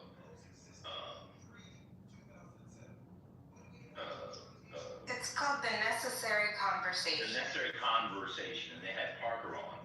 But it's the original show with the two kids. They're very liberal, and their parents are just huge maggots who, over time, the dad's got dementia or getting dementia. They just turn into horrible racists. I mean, it's been really bad. But, you know, the mom, I think because the dad is drifting off to wherever he's drifting off to, the mom does seem more open in the conversations. Where this come on at? It's on YouTube. Oh, okay, it's on YouTube channel. I'm in the chat. Hold on. His point wasn't that people flout the rules of the Bible. His point was the Catholics don't use the Bible. That they don't read verses from the Bible. I can remember how to church is 100% against the Bible, so he ain't lying with it. Okay. You have to watch the video. The point is that the guy has done it. I mean, whatever. Yeah, and period, that's not even fucking accurate, because I went to Catholic school. Also remember how to fucking read the rosary. Of course they quote Jesus out of the Bible. I mean, of course. That was the point. It wasn't like all the he wasn't making the claim. They don't 100% hold up the Bible. Like, No. Yeah, the dad does have dementia. People, when they get on, they get mean. Something clicks off in your brain where the mean thing clicks in oftentimes. That happened to my grandpa. Okay. There was not too long ago on there, I actually, for the first time ever, the dad was talking about, he was abandoned by his parents. I don't know if y'all saw that one. yeah. Oh, okay. Yeah. Yeah. And I just started when I was the lady, she's a psychiatrist, she was like, well, I was going to take care of my kids.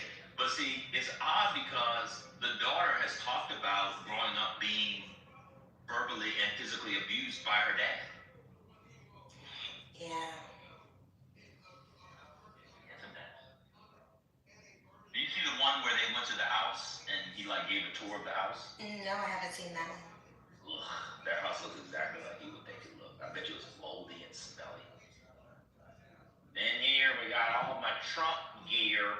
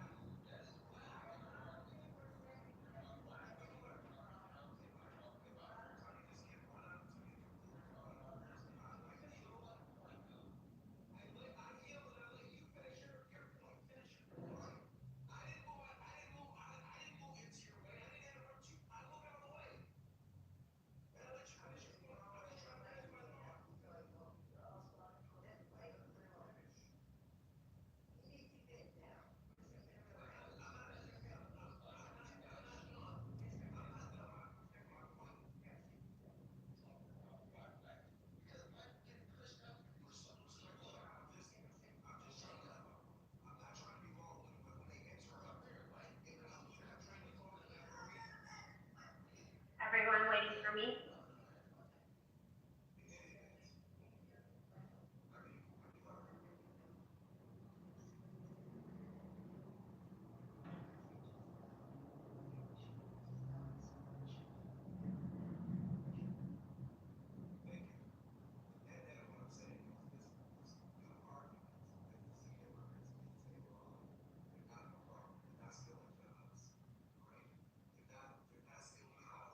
Anybody watching the Black and Jewish documentary? You watching the Kimberly Foster? No, I haven't. I haven't seen it.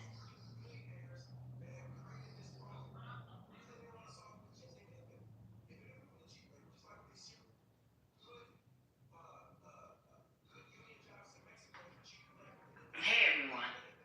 I haven't seen it yet. How many episodes are there? On the third one. Oh, okay. You know what? That's on my list. I still have to watch that Tyra Banks documentary.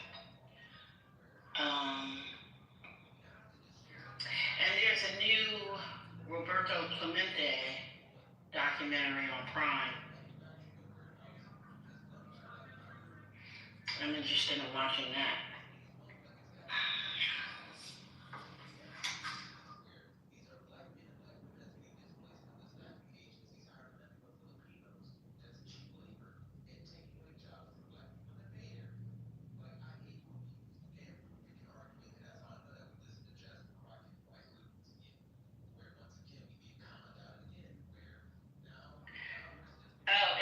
It's called Black and Jewish American Series.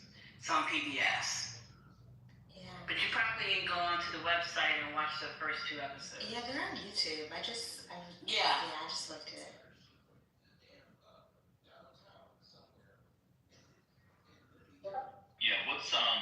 what's interesting about it, much to the chagrin of the pro-blackers, is people like Jared Ball, is that when you get to the critique of Zionism and Israel, the documentary does not shy away from it, and it actually talks about it, as far as PBS documentary go, in a pretty nuanced, to use a clubhouse word, way.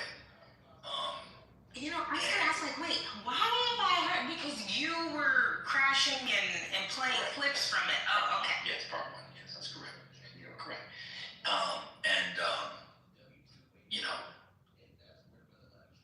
It's a pretty. I mean, the documentary is he's not shying away from the tensions and the relevant Baldwin clips and everything. They show all the stuff.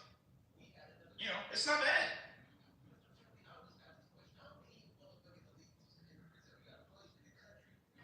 No, I have to watch it. I don't know why I'm not watching it. But I need to get to it.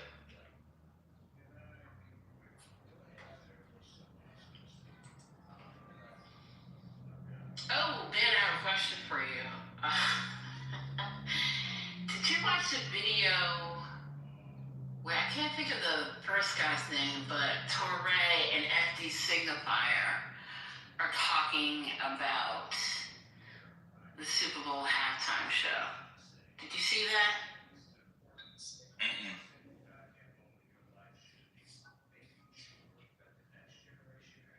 And then he put out a four-hour video on Tyler Perry. I'm not watching that.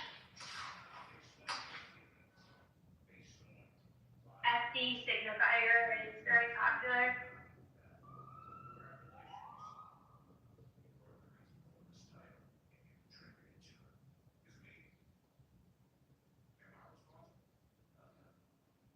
I learned about his YouTube channel from here, so when I went to go look at it, they were talking about Tyler Perry. I saw that he did something on Charlie Kirk. I wondered if it was worth my time.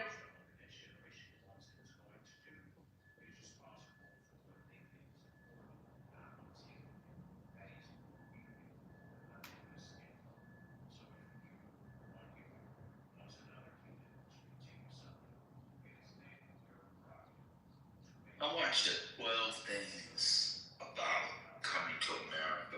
You didn't know video yesterday. And let's just say for the sake of the next minute or two, if we discuss it, or at least for what I'm going to say, let's just take it that it's all true. The general thrust, if not everything the person said. So let's just not question. Let's just take it as true. Most of them I knew. Stuff about the makeup and the trading places, Chestnut, James Earl Jones. There's some on James Earl Jones I think I kind of knew. There was one thing I did not know, and I bet no one in here knew. There was a television spinoff of Coming to America. Oh, I didn't know that. How long did it last? It didn't last long at all. It was, they filmed a pilot and they were playing clips from it. And the spinoff involved Akeem's little brother, who came to the U.S. What was the name of the show? It was before I even played it. His little brother came to America to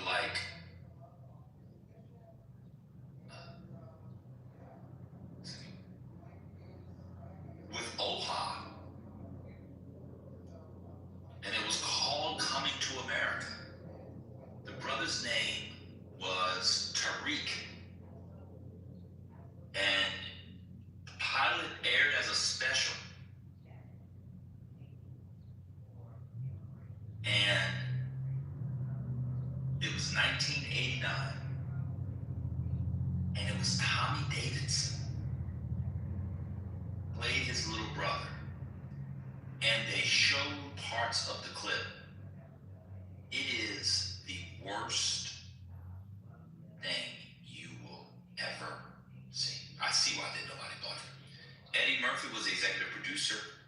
He had nothing to do with it. His name was on it. They said he didn't show up at set. He had nothing on it. It was Tommy Davidson, Prince 3 came to the U.S. with Oh Hi. You remember Oh Hi? She's your queen to be a queen. The guy that sings that came to America with him and lived with an American family. It was absolutely horrific. And you can watch it on YouTube. I watched it. Oh my! So it was just a pilot.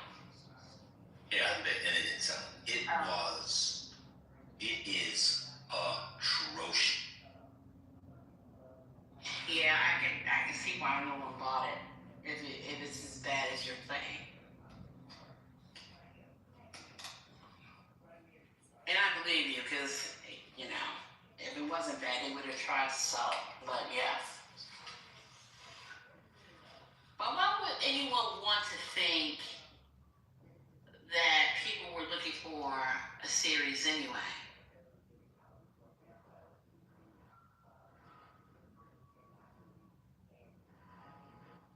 That's the question that comes to my mind.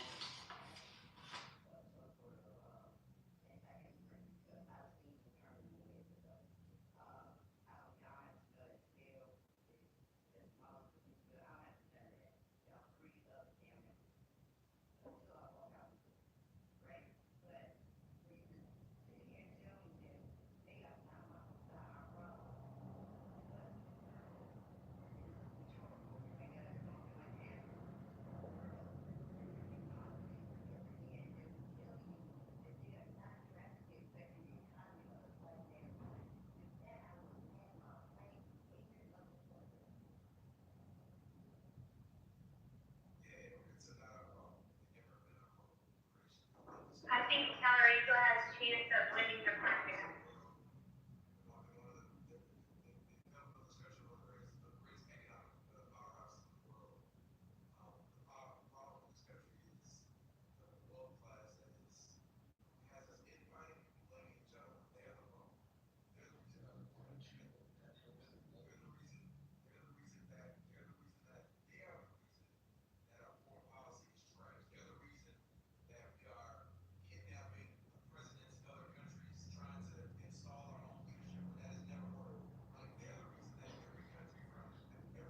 How do you know? Is John in the audience?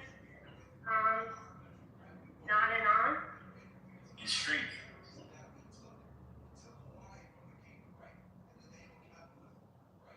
I usually have all of his accounts blocked. I wonder if he has a new one. Oh, and on maybe.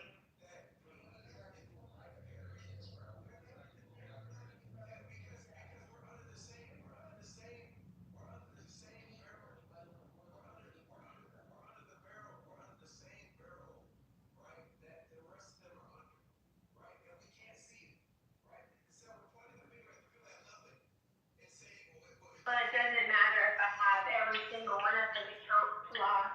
I'm not a moderator, so it's just then. That's one thing as well. That's not he wasn't huge stuff.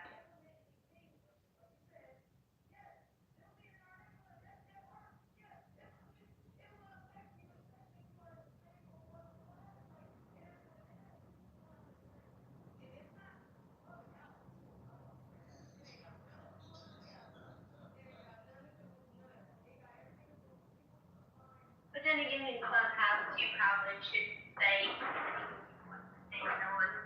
whether they're recording it or not.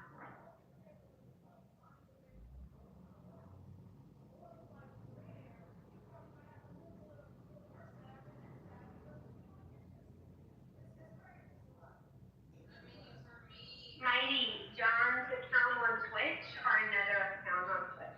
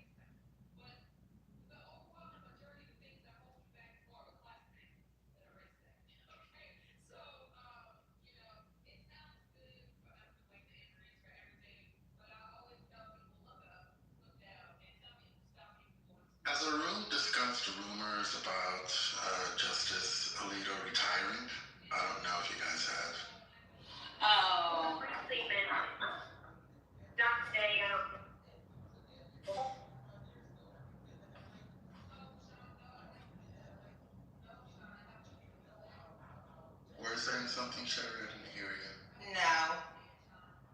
Oh. I was just saying, no, I haven't heard anything, but I haven't been in the space.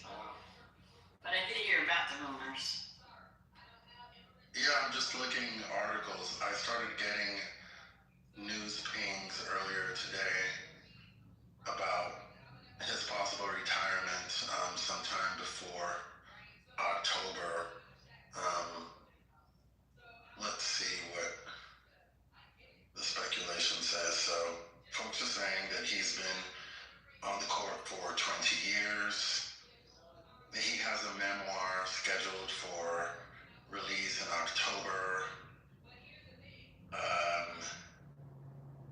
The media's covered him a fair amount, and he's talked about his legacy.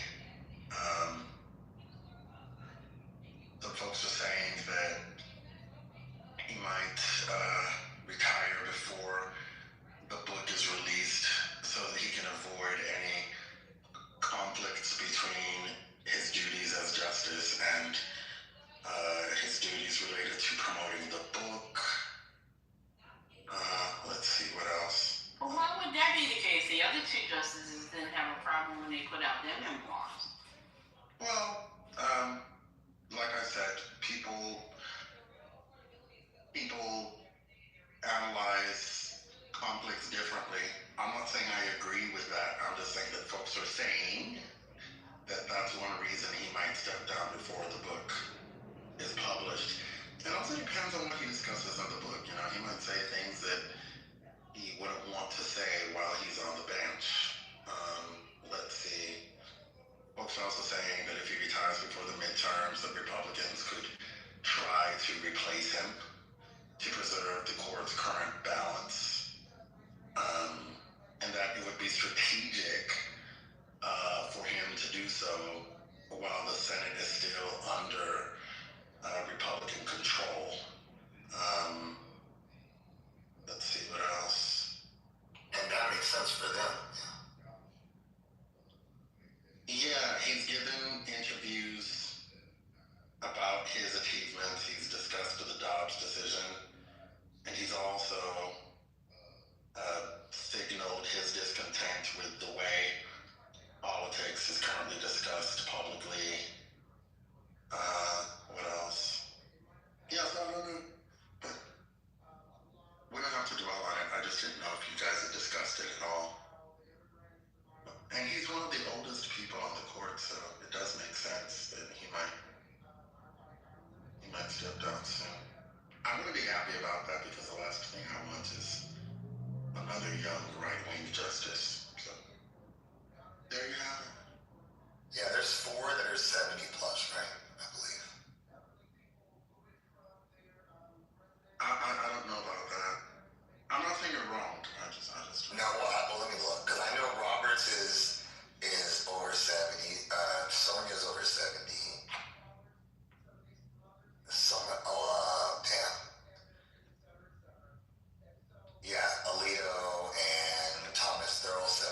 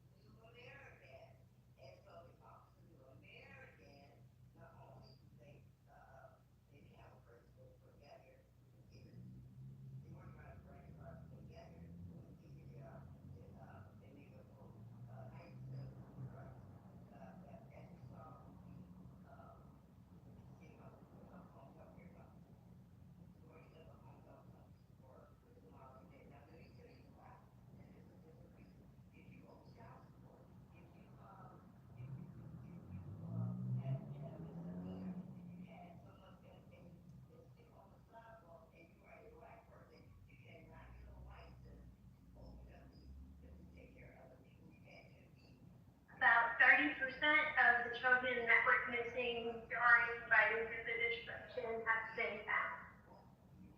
That's good news.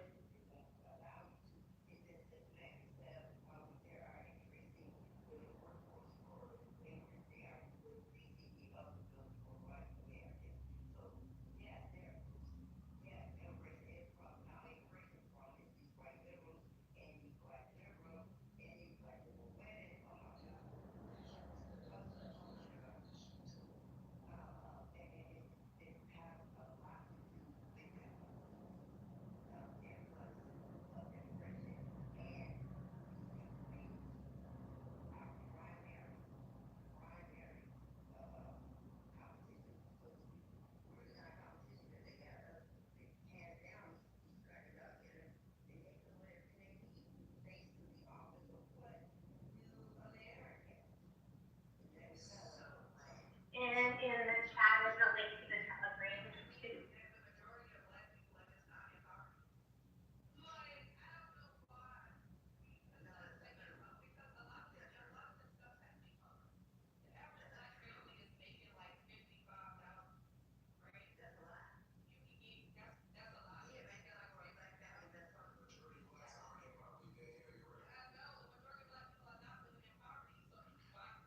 Sherry, are you by your mic?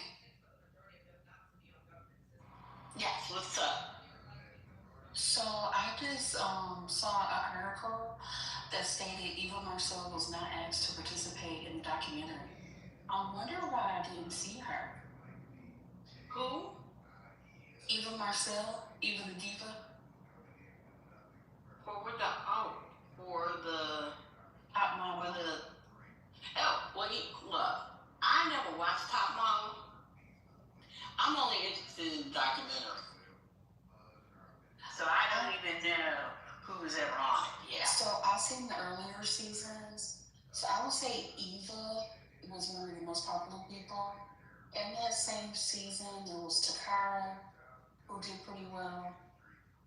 The later seasons got weird, and so I just never put back in. Especially after they got rid of the Jays. Hey, Keandra, do you know who was invited? Do you know what models were invited to participate in it? So Danny, who won a cycle, Shanny, that was the girl who cheated on her boyfriend and Alana. So they were like kind of woven in and out. Then they had Jay, Manuel, Miss J, and then Nigel Barker, and then Ken Wong, who was the executive producer, and they also had Tyra, Johnny Sicilian, met her former client, Nick Pace. I remember Nick was not asked to participate as well. Was Yaya? No Yaya. You know, Yaya's my favorite. She was pretty popular. They had really good people. One thing that, like, looking back now, some of the things that they did to them were like absolutely horrifying. Remember the girl where they took her to the dentist? They gave the backstory behind that.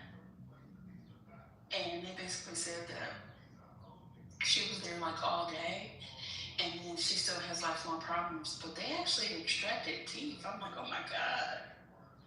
Yeah, you know what? I never watched the show, but I've always heard negative things about it, and I think it was only rumored then, but people at the time when the show was on air had issues with the show. So that's why I'm interested in watching the documentary. And I think the biggest critique right now is Tyra Banks and how she now looks. Since people have watched it, I have not yet. I think, how many episodes? Are there like 3 episodes? So I will be watching it to see what everyone is talking about. So I'm thinking about this I'm looking at it more in the sense of pop culture.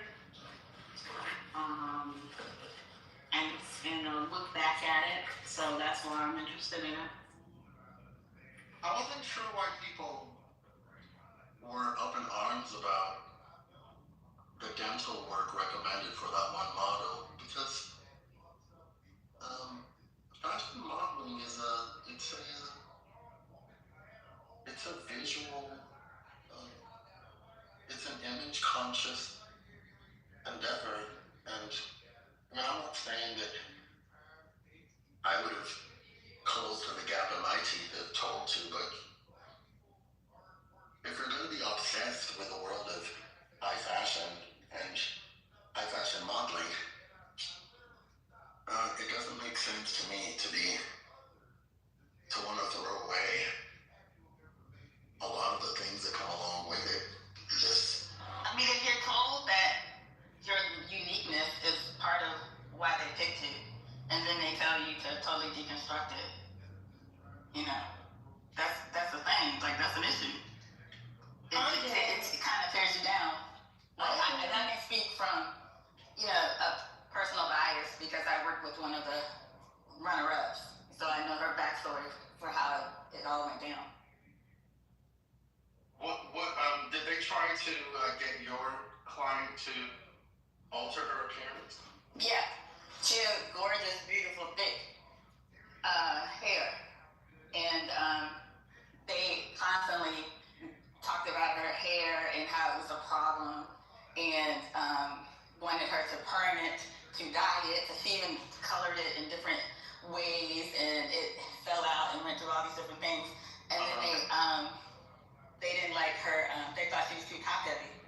So when she made it to the final round, they kind of sabotaged her, and that's how she knew she wasn't going to win.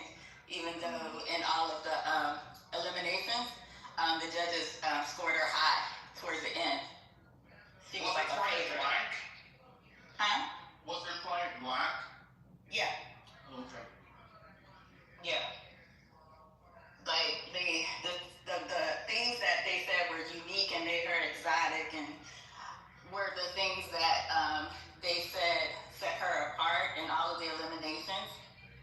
When it was time for her to go against the white girl, who ironically was also named Nicole, she knew by how they set up her station that she wasn't going to win, because the things that she was normally given, so that like she had like a stunning walk, like Miss J, like her walk, but in order for her chest not to distract from her walk, she would like take down her boobs, and so in the elimination she didn't have a tape for her boobs.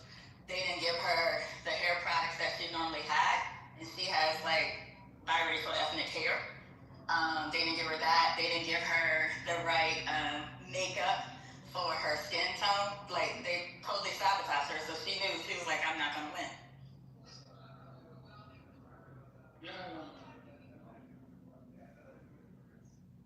In her case, it was two girls that both were sent to the dentist. The one was really excited because she was like, I'm gonna get my teeth fixed. I never thought this would happen. Basically, what they did was just visual. So the dentist removed a few of her teeth. They shaved them down, but it created a bite issue. And so like the underlying orthodontic work that needed to be done was never done, nor did she have the money now to go back and fix it. The other girl was a black girl, Danny, who had the gap. And basically, when they first went to the dentist, she was like, yeah, I don't want to close my gap because I really like it. So they basically told her if she didn't close the gap, she was going home. Well, then a few seasons later, there was a girl who had a gap as well, but this was a white person. And they were like, this makes you so unique and so beautiful, and this is what sets you apart. But they made Danny close her gap. So that's why Tara got a little backlash. Yeah, that's why it became problematic. I think if you're going to do that, I mean, yes, it is this visual thing. You do expect this idea, maybe, you know, you might have to fix your nose, or you might have to do Botox or something like that. But who are you doing it for? I mean, who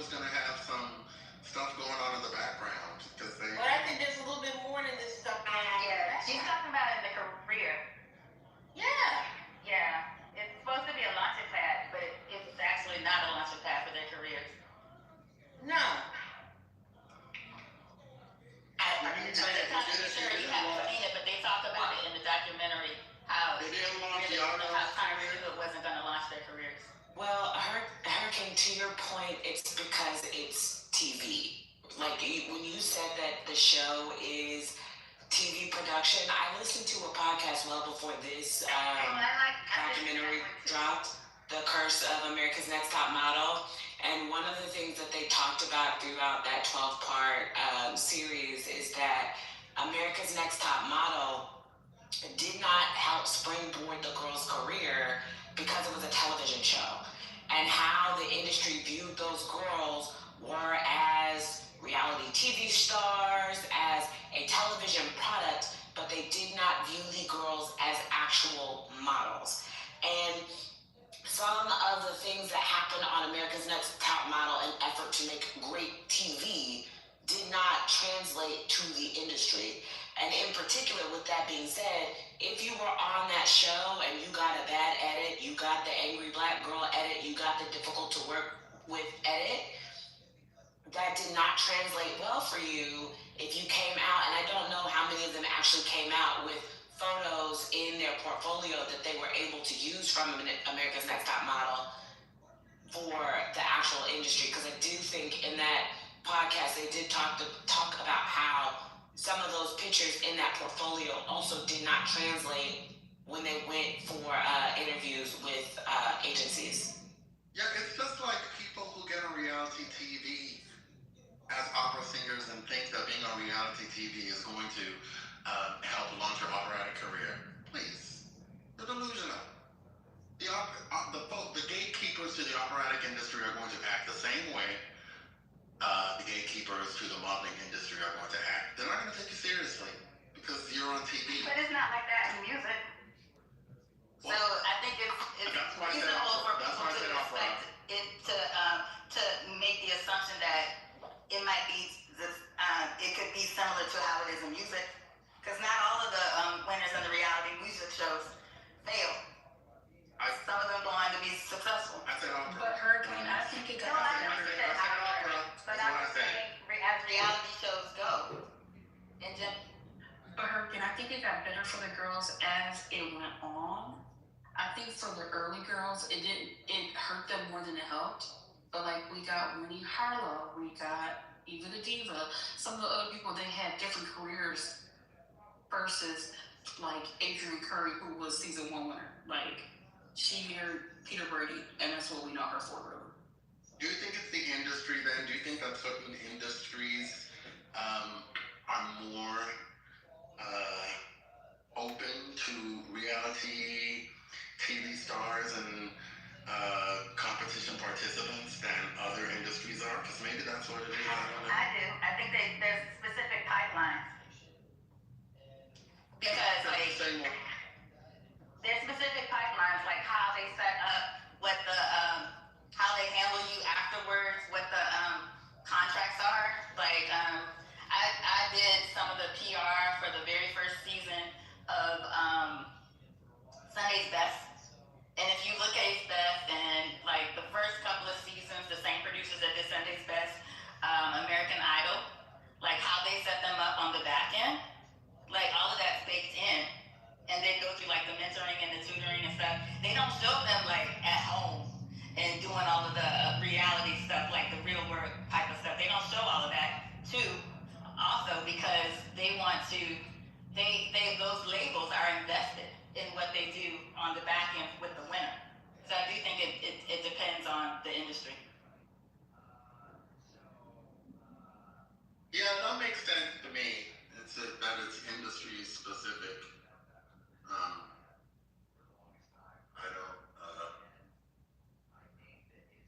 And I guess to know about the industry of opera because there are a few reality competition participants who've been opera singers and they thought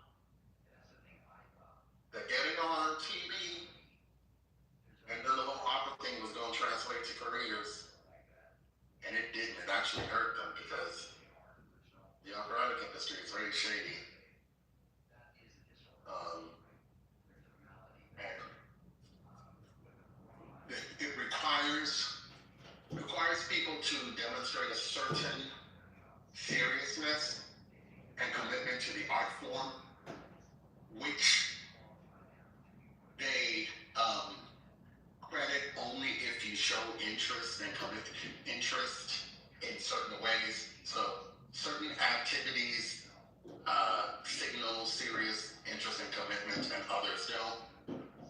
And one activity that doesn't signal serious interest and commitment in the eyes of the opera industry execs is reality TV. They don't take that shit seriously at all.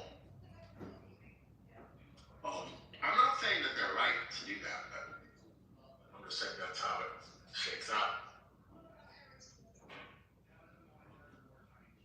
But maybe things are changing. You know, the world has changed a lot since social media became popular, and I think with COVID, and which forced people to use social media to promote themselves in ways that they had not done before. I know an opera singer who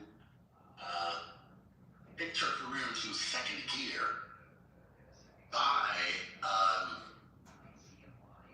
starting a performance series on YouTube. It was called the Purple Robe series, and every day for 30 days she would post a video of her in a purple robe at her house in a closed room singing a song. Most of the time, it was for most of the performances, she sang operatic arias. Sometimes she did duets. Sometimes she sang pop music. Sometimes she sang standards. Sometimes she sang oldies. But it was always in a purple robe, and it was usually a cappella. And by doing that, she got opera houses interested in her again, and she got big gigs from it. So her career moved to second gear, or to a higher gear because of that. It's also important to note that she's an extraordinarily gifted singer who could have had a bigger career, but she chose to be a mother and a wife. I'm not poo-pooing that, but a lot of times opera singers that we think should become famous don't become famous, and that's because they choose family over career. And that's something she did because and she's an Edojan, by the way, Johnny's. Her name is Nicole Houston Lane. She sang at the Washington National Opera a year or so ago. But yeah, she's very talented, extraordinary singer. But she's not a household name, and that's because she chose to be a mom and wife. She didn't want to have au pairs and nannies raise her kids. She wanted to be a mother. So she didn't travel much at a time that she could have been traveling and performing all over the world. So, you know, it happens that way sometimes. I would say though, for the America's Next Top Model, I call it a mixed bag of things, if only because I think that most of the girls who got famous from the show were not famous because of modeling. Afterwards, I think the only one you could maybe give that to would be Winnie. Outside of that, the other girls, it's mostly like acting and other endeavors. But for the time when the show first came out, like 2003 and in the mid 2000s, I think for a lot of the young girls who went on the show, because these girls were 18, 19, 20, 21, there was the thought of the promise of this launching their career and all of the hope regarding that, versus, you know, all these years later, we're so deep into reality TV culture, we kind of know what it is. And then on top of that, I think some of the changes regarding industry shifting, like pre-COVID, pre the rise of the influencer on TikTok and Instagram and other places, a lot of these spaces were gate kept from people who were on reality TV, from people who were on the internet and were just internet famous. Post-COVID, with the rise of the influencer, you do have a lot of people who, if your name is hot, if you were a second runner-up on a popular TV show, if you were the winner of a popular TV show, you might get an invite to New York Fashion Week. You might get an invite to Paris Fashion Week. Depending on your measurements, you could walk. You might get model opportunities for spreads in magazines. And so the way things are changing within some of the industries it's interesting, but as it relates to ATM, it's just a mixed bag. Yeah, and I have to think, Brett, and I know it says it's reality TV, and that's fine, but I think the idea of bringing Tyra Banks on as the host or mentor, or as it will, gave the show some gravitas. It gave it some legitimacy for her. Do you understand what I mean? So I think that was also a part of it too. I think it's interesting because we're just having this conversation about it. When we talk about this idea how reality TV had shifted, and was shifting where people honestly believe that the way in which to become famous or to be seen or noticeable had changed greatly.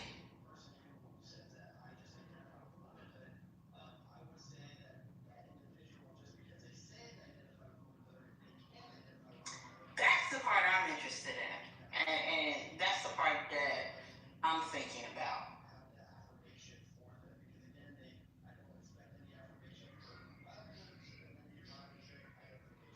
What do you think, Brett? Because I haven't watched the documentary yet, but I'm going to watch it. Well, see, especially I listen to the podcast, and I haven't watched the documentary. It's on my list of things, but like when you hear on the podcast, a lot of it was, this was Tyra's baby, it was Tyra's brainchild, it was what Tyra wanted to do, and Tyra thinking of ways and effort to be the change that she wanted to see in the modeling industry, given her body type, given her race, given a lot of the things that she had to deal with, coming in and being able to create a space for all types of women to be in the industry. And then you get with Ken Mock, and then for me, when I was listening to the podcast, as things go on, you just begin to hear that that was the original thought, and it was a great noble thought, but this is reality TV.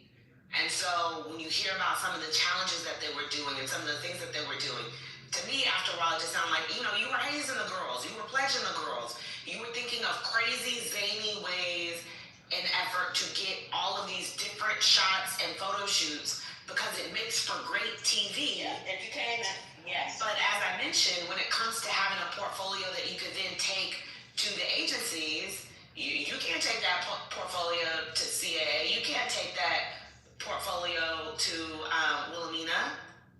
The photos aren't usable, and it doesn't translate to what you would actually do on a modeling set. So it was one of those things. Tyra's involvement definitely gave a level of legitimacy of, she's a top model. She walked, in Europe. She walked in New York. She's also a Victoria's Secret model.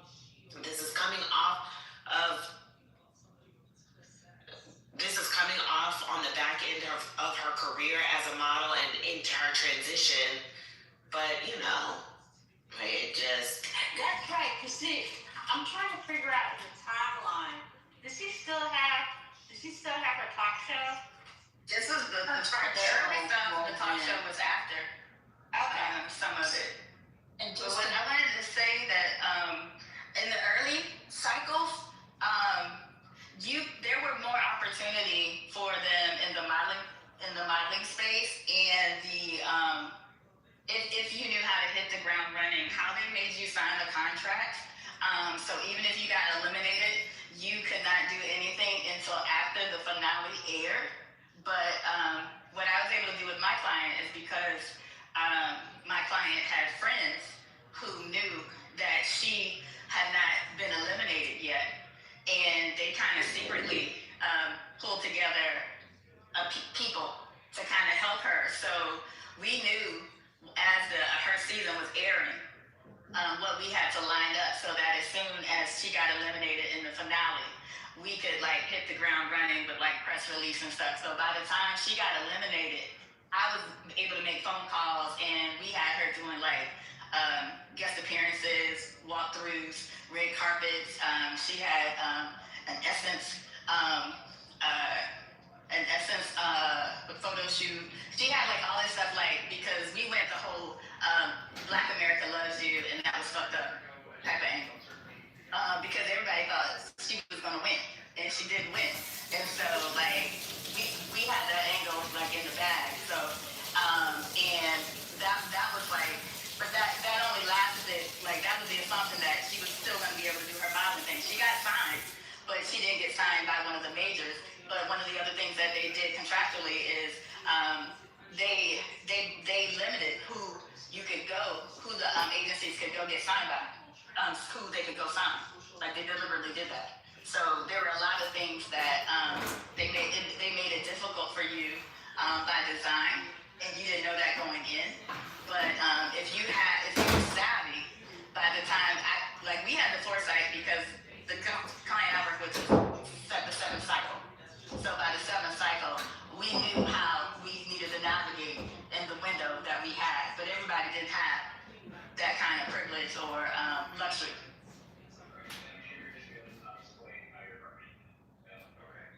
And just to clarify the point that Britt made about the photo shoots, one of the photo shoots that they did had the models dress and act as homeless people. And for the extras, they actually went and got homeless people to be in the photo shoot. Like, who cleared that? That's so weird. I mean, on the podcast, they had a whole episode dedicated to her crazy, wacky, zany race mixing days, where she had all the girls, you know, do a little yellow face, do a little black face, do a little white face doesn't exist, but she'd have them like switch racial casts and do pictures. She had a few photo shoots where the girls were like having to do something like crazy physical, where they were trying to get shots and it was dangerous.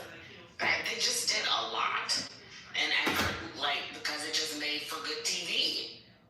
Like, it's basically how I feel like sometimes with like Survivor or some of those like competition shows where they think, what kind of crazy challenge can we cook up for these contestants to do? And then they sit at a round table and cook something up. That's what they did with some of those photo shoots for those girls. Yeah, it was like Fear Factor. That's how you got the one picture with Eva with the tarantula on her hand, which was a very pretty picture. But they talk about the photo shoots in the Netflix show too. Yeah, I mean, that's fine. Britt, what's the name of the podcast that you listen to? It's called The Curse of America's Next Top Model. I'll put the Apple Podcast link and the Spotify link in the chat. Just give me a second. Oh, thank you, because I think I will listen to it. The title is wild. I mean, it is wild. Sherry, did you watch the documentary? No, I haven't watched it yet. I'm going to watch it. I'm going to watch that documentary. I'm going to watch the Black and Jewish documentary. I'm going to watch that too. And I'm also going to watch the new documentary on Roberto Clemente from a person that does not watch baseball often. Yes, because I'm interested in it. Yeah, the Next Top Model one was wild to me. I didn't know that it went through all. Yes, if you didn't know a lot that had gone through, the scenes. We're busy being entertained. They said that they would intentionally manipulate like their living conditions too. So like something about they had a set budget, they had to take care of their own food, and if they went out, it was on their own dime. But then they would do things like set the temperature on the thermostat up, or it makes them more angry. Things to make them like kind of set them up for you know, a very eventful night, or like they would always do certain things to get the drama out of the girls too. And that was pretty trifling.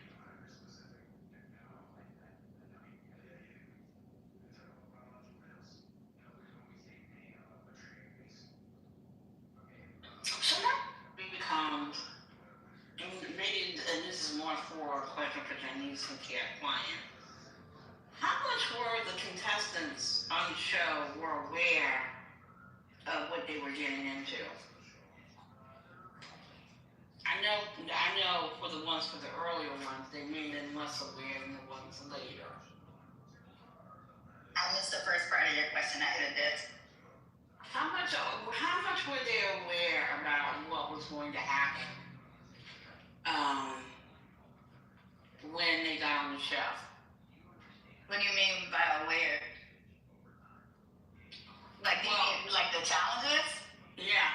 For the like eliminations, the like modeling challenge? They weren't. Yes. They knew what was gonna happen when they showed up to the elimination. I mean to the challenge. Mm-hmm. Oh, okay.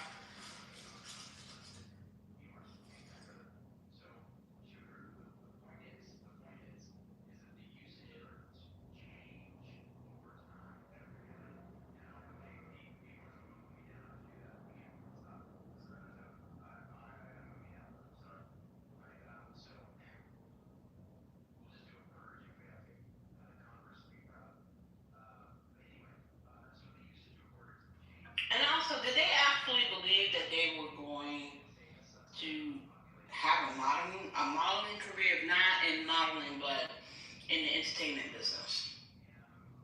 Yes, in the early seasons, yeah, because back then, a lot of the reality TV shows, you did have an actor career and an actor. Like, because, you know, they weren't thinking about the ones that had the cameras, like... I mean, there wasn't social media. So it was social media. There was social media. What was the social media that people were getting famous from? They had Twitter. They had, well, I was doing PR for a client that was on the show back then, so I was definitely using social media. So they did have social media.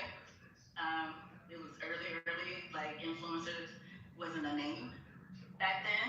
But like I was gonna say, they had, there were case studies and examples of reality contestant winners that went on to do different things. The thing that was deceiving was people weren't realizing that the shows that had the cameras like in the dormitories or living arrangements that that shot like around the clock, those are the ones that people weren't considering how that could like hurt your trajectory in your career afterwards, because it showed like your personality and how you interacted with people, and you know how you could create and lose things and that part. But they had bloggers, like blogging was huge back then. You had like I had to kill a lot of stories from blogs back then for clients.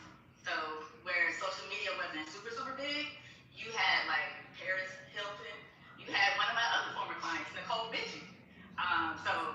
So what I meant was had social media to that. Yeah. So what I meant was people weren't propelling themselves to fame via social media in the same way.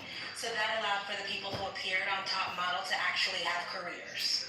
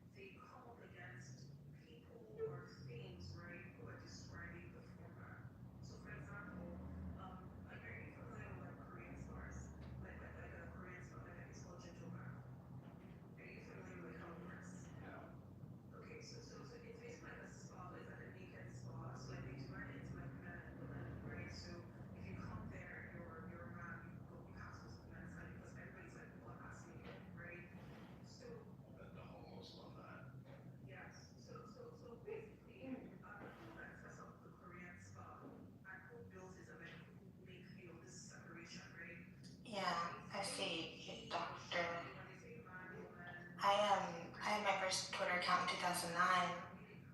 But there's a reason why, you know, we still have Eva, and I don't know where Takara is, but she was like a person, and who else would be from that time?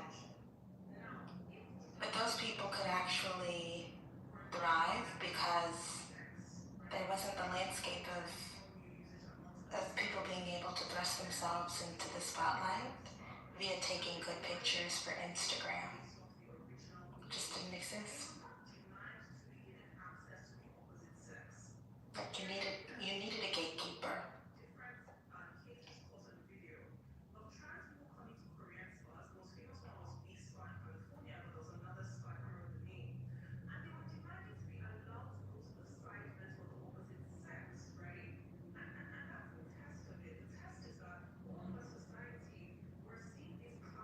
But yeah, Tyra's not beating the allegations. I wonder why she decided to be a part of the documentary. I think she had to because of the groundswell from the podcast. She has been getting whacked on Twitter, and from the time it was still called Twitter into when it was transitioned into X. So for at least about a good 6-7 years, people have been talking about her and that show and how bad of a person she is. And I want to say once America's Next Top Model hit streaming where people were able to rewatch the episodes, it just got worse. Yeah, do you think that some of it was because some of the viewers were so young, like they were teenagers? I think it's a mix between young people, Gen Z, who they were like, for all intents and terms, like fetuses when it first dropped in 2003. Mm-hmm. So there are a lot of things that went on that they just never saw or didn't get.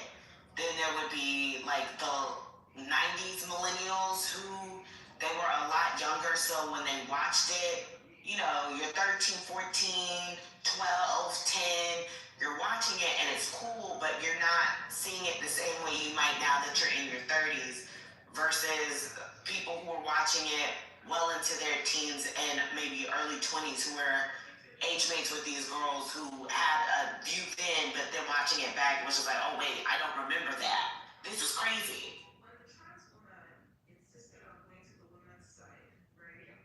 I think streaming also fuels like a rewatch culture where there's the people who missed it the first time, right? Like the young millennials and the old Gen Zs, and they had grown up in in the context of wokeness, right? Like post-Obama wokeness.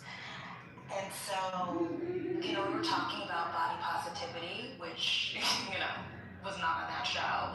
And we were talking about, being problematic and cultural sensitivity and like all those conversations that they were acculturated into, from adolescence. And then there are people who are my age that were having their, woke awakening, it's like, there's you look back and you're like, oh, that was fucked up. Like, oh yeah, it was fucked up that you body shamed that girl because she was a size 8. Like, oh wow, that was fucked up that, you said that about her BDBs or her nappy hair, you know what I mean? Like, there's these two generational cohorts that came together to be like, Tyra, you're problematic, even though I am a Tyra apologist.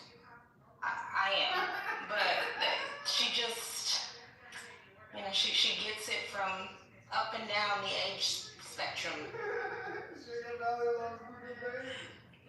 I mean, some of the most egregious stuff, the whole thing with the teeth, I could not believe that was happening. And then, of course, was it the murder scene or the death scene photo shoot? I mean, that would obviously never happen today, but holy crap.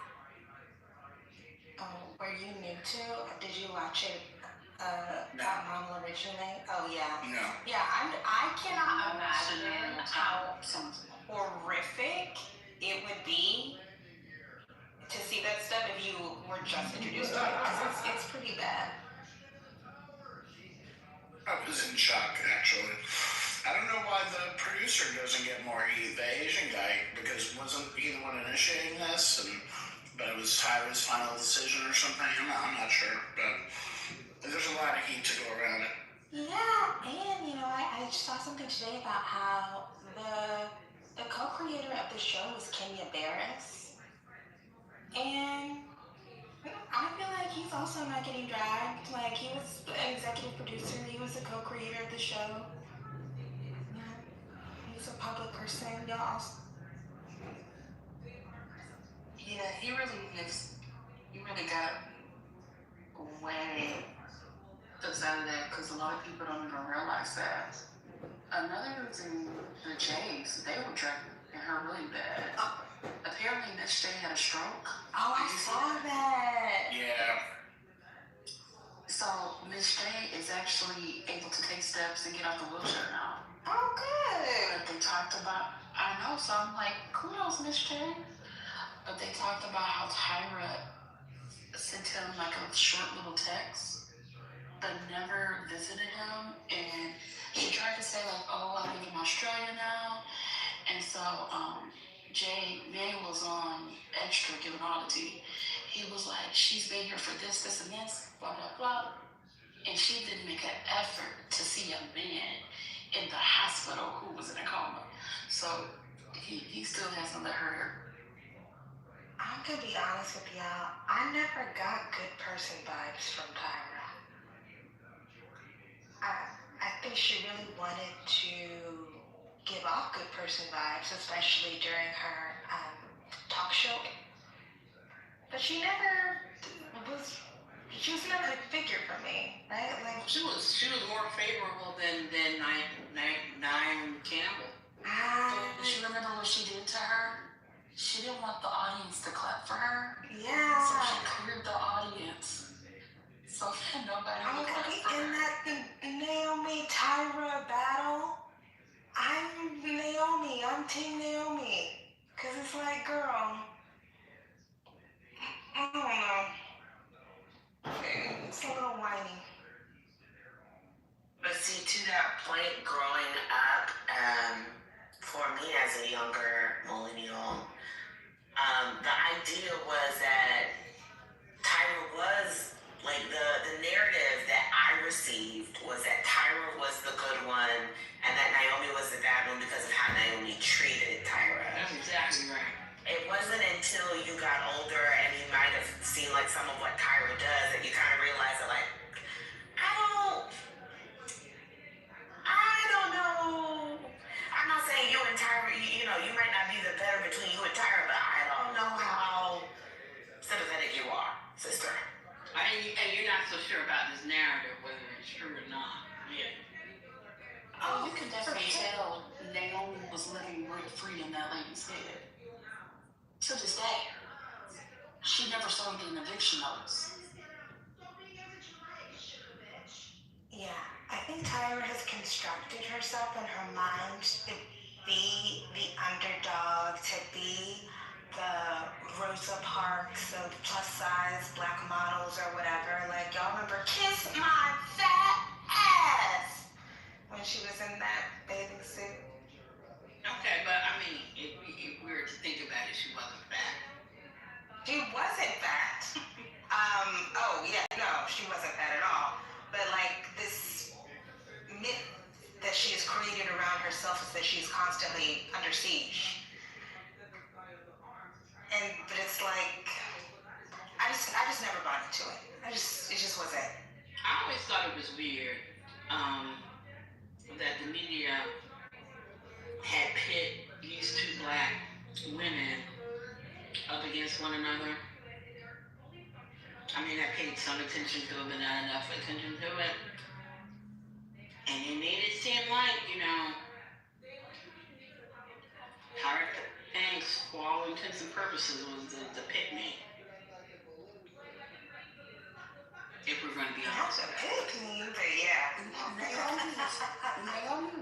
fighting court cases. She was throwing cell phones at people. She was not worried about Tyra. You guys don't think that the truth is somewhere in the middle? For sure. I mean, Naomi's not an angel. Oh no, I like Naomi Campbell because she is mean, but she owns it. Oh, yeah, I mean, I'm team, so let me be clear, I'm team Naomi too all day, always have been.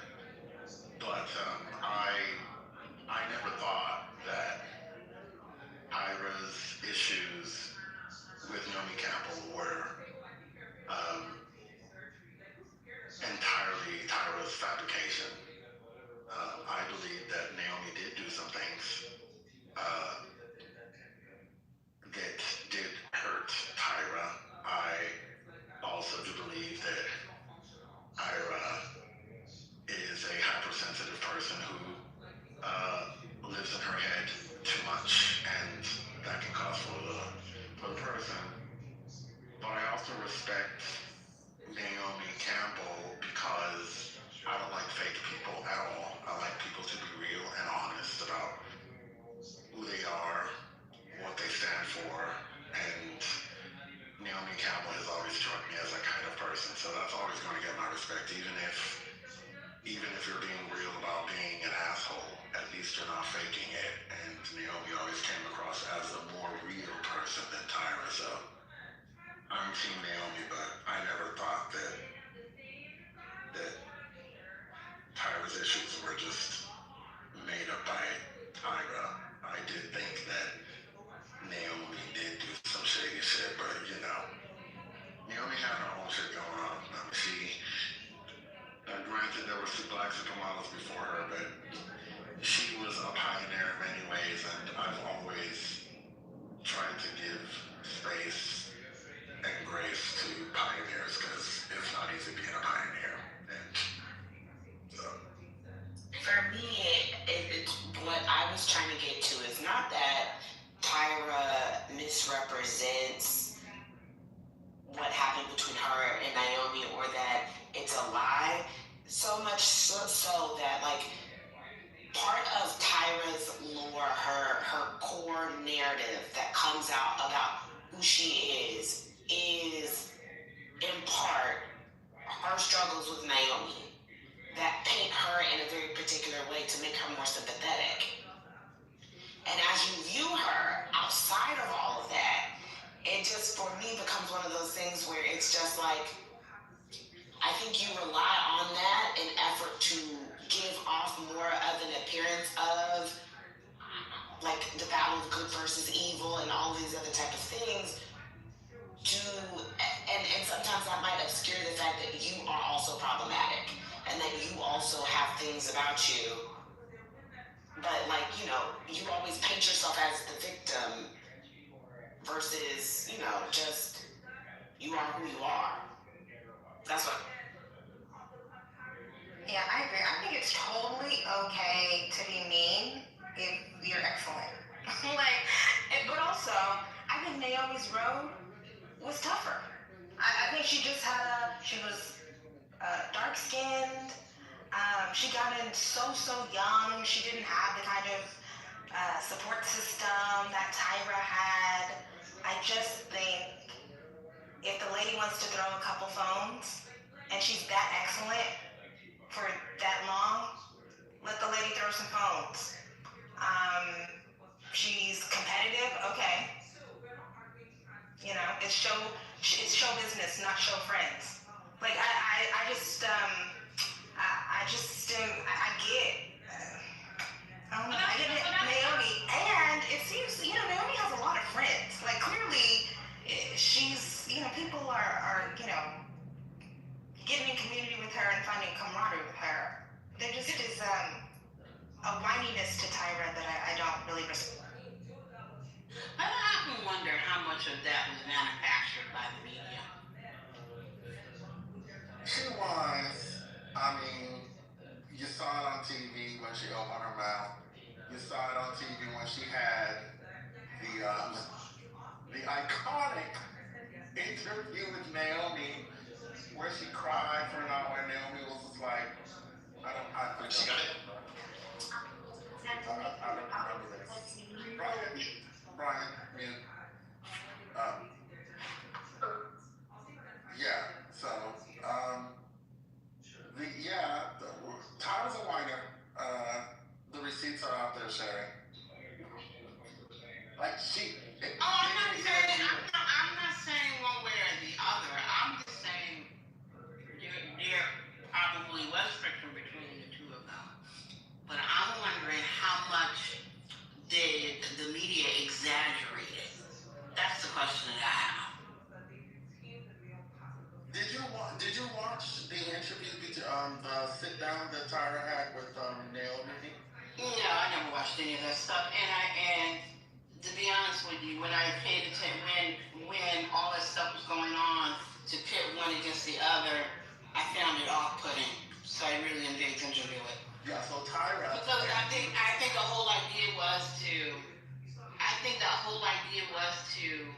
make Naomi, and I mean, I don't disagree with that, to make Naomi the one that America likes better than, Tyra was the one where she is supposed to look sympathetic. We like her more than we like Naomi.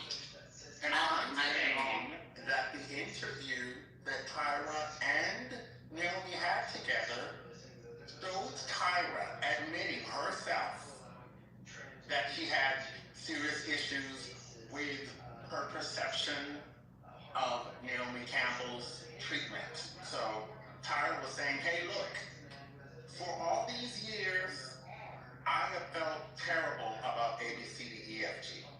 That's not the manufacturing.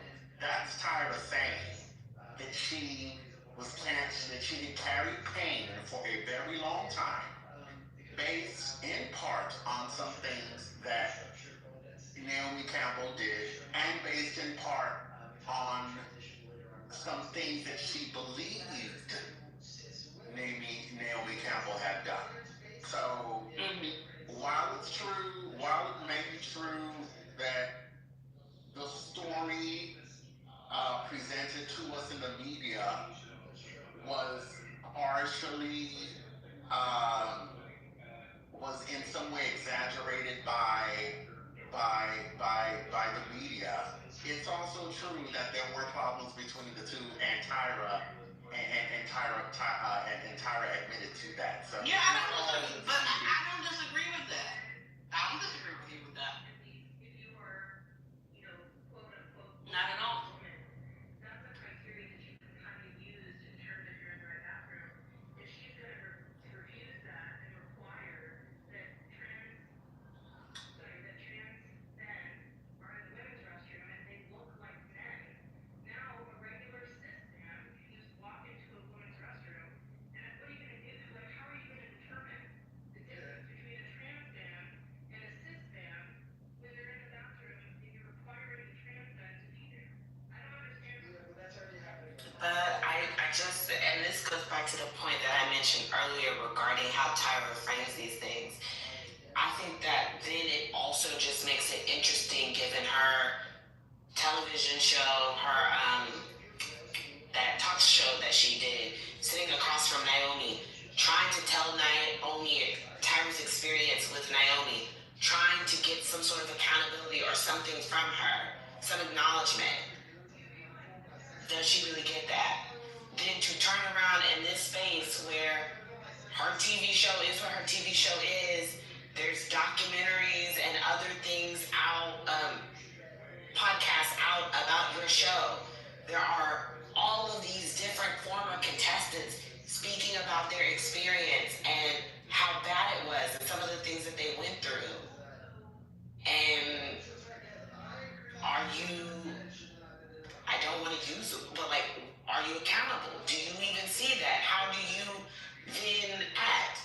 Well, you kind of react to it the same way Naomi reacted to you. That's right. So it's not necessarily this idea of, did Naomi do the things to, for me, it's never that. It's so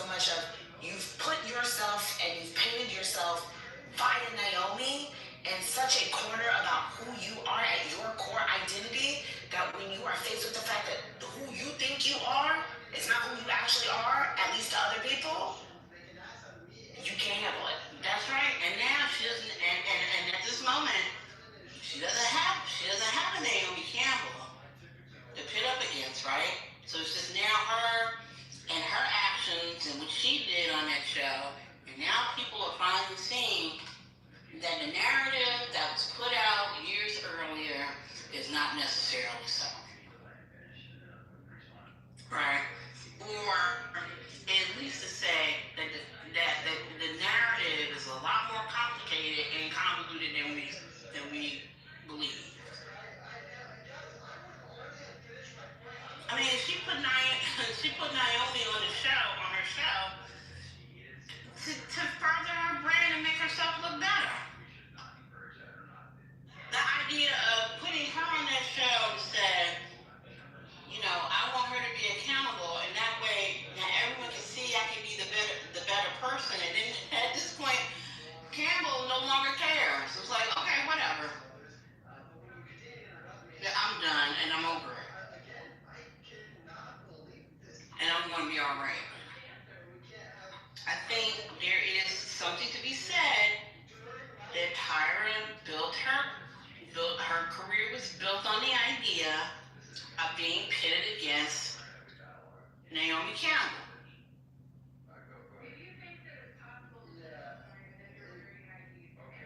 That's what I think.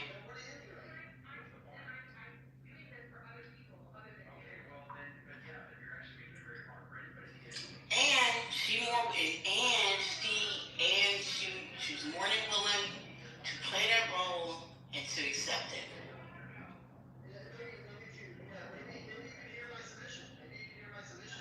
I mean, she also did it to her guests. I remember Kim Kardashian having an issue with the interview that Tyra did with her, and then she did later in her show. She got like a "Where Are They Now" for some of the girls on Top Model, and one of the girls was like, "I never watched it. I don't want to watch it." It was very clear. And then in the interview on the show, Tyra plays the clip. So I just think that, like, sometimes when we say things about others, it's really talking about ourselves.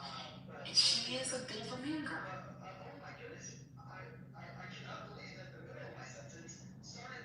Oh, you mean Tyra? Yeah. Oh, yeah, for sure.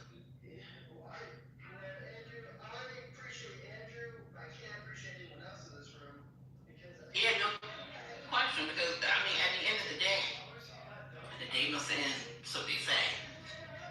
It is Tyra that's sitting in a documentary having to explain herself while Naomi Campbell is somewhere living her life.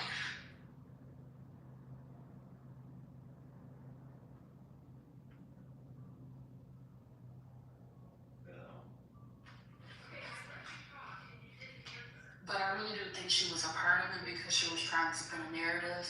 Because even when they did the whole cat shakeup and they fired the Jays and then Nigel Barker, she was like, "Oh, the head of the network, I appointed him, and there's no sacred cows, and that let me know I can be gone."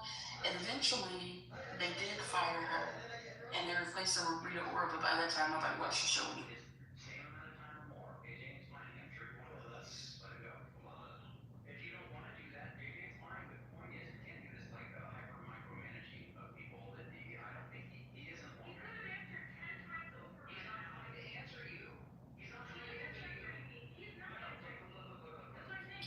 This is a side quest and off topic. I apologize. I just saw my negative attack ad, my first one for Wesley Hunt.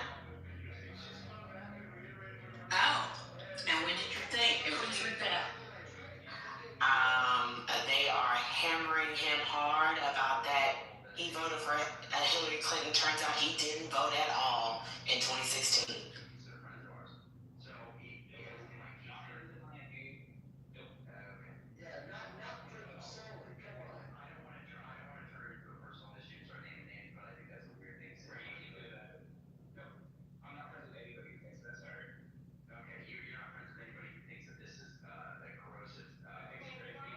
The ending of it was nasty. They said he backed Hillary, abandoned Trump, and is bad for Texas, and that Texans deserve better than fake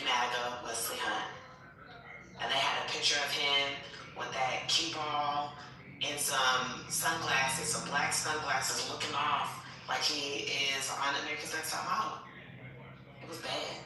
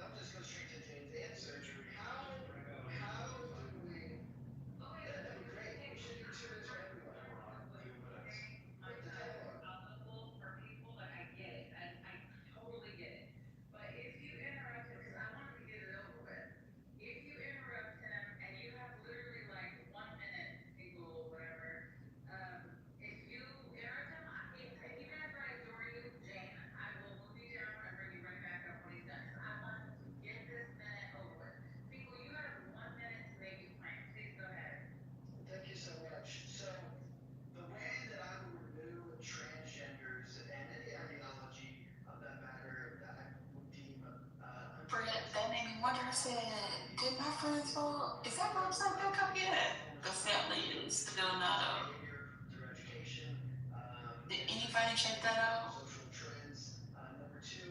in 2024 at all? No, I haven't checked.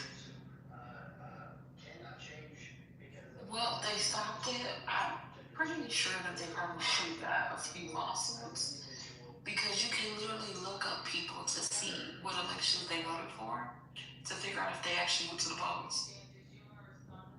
But they suspended the site.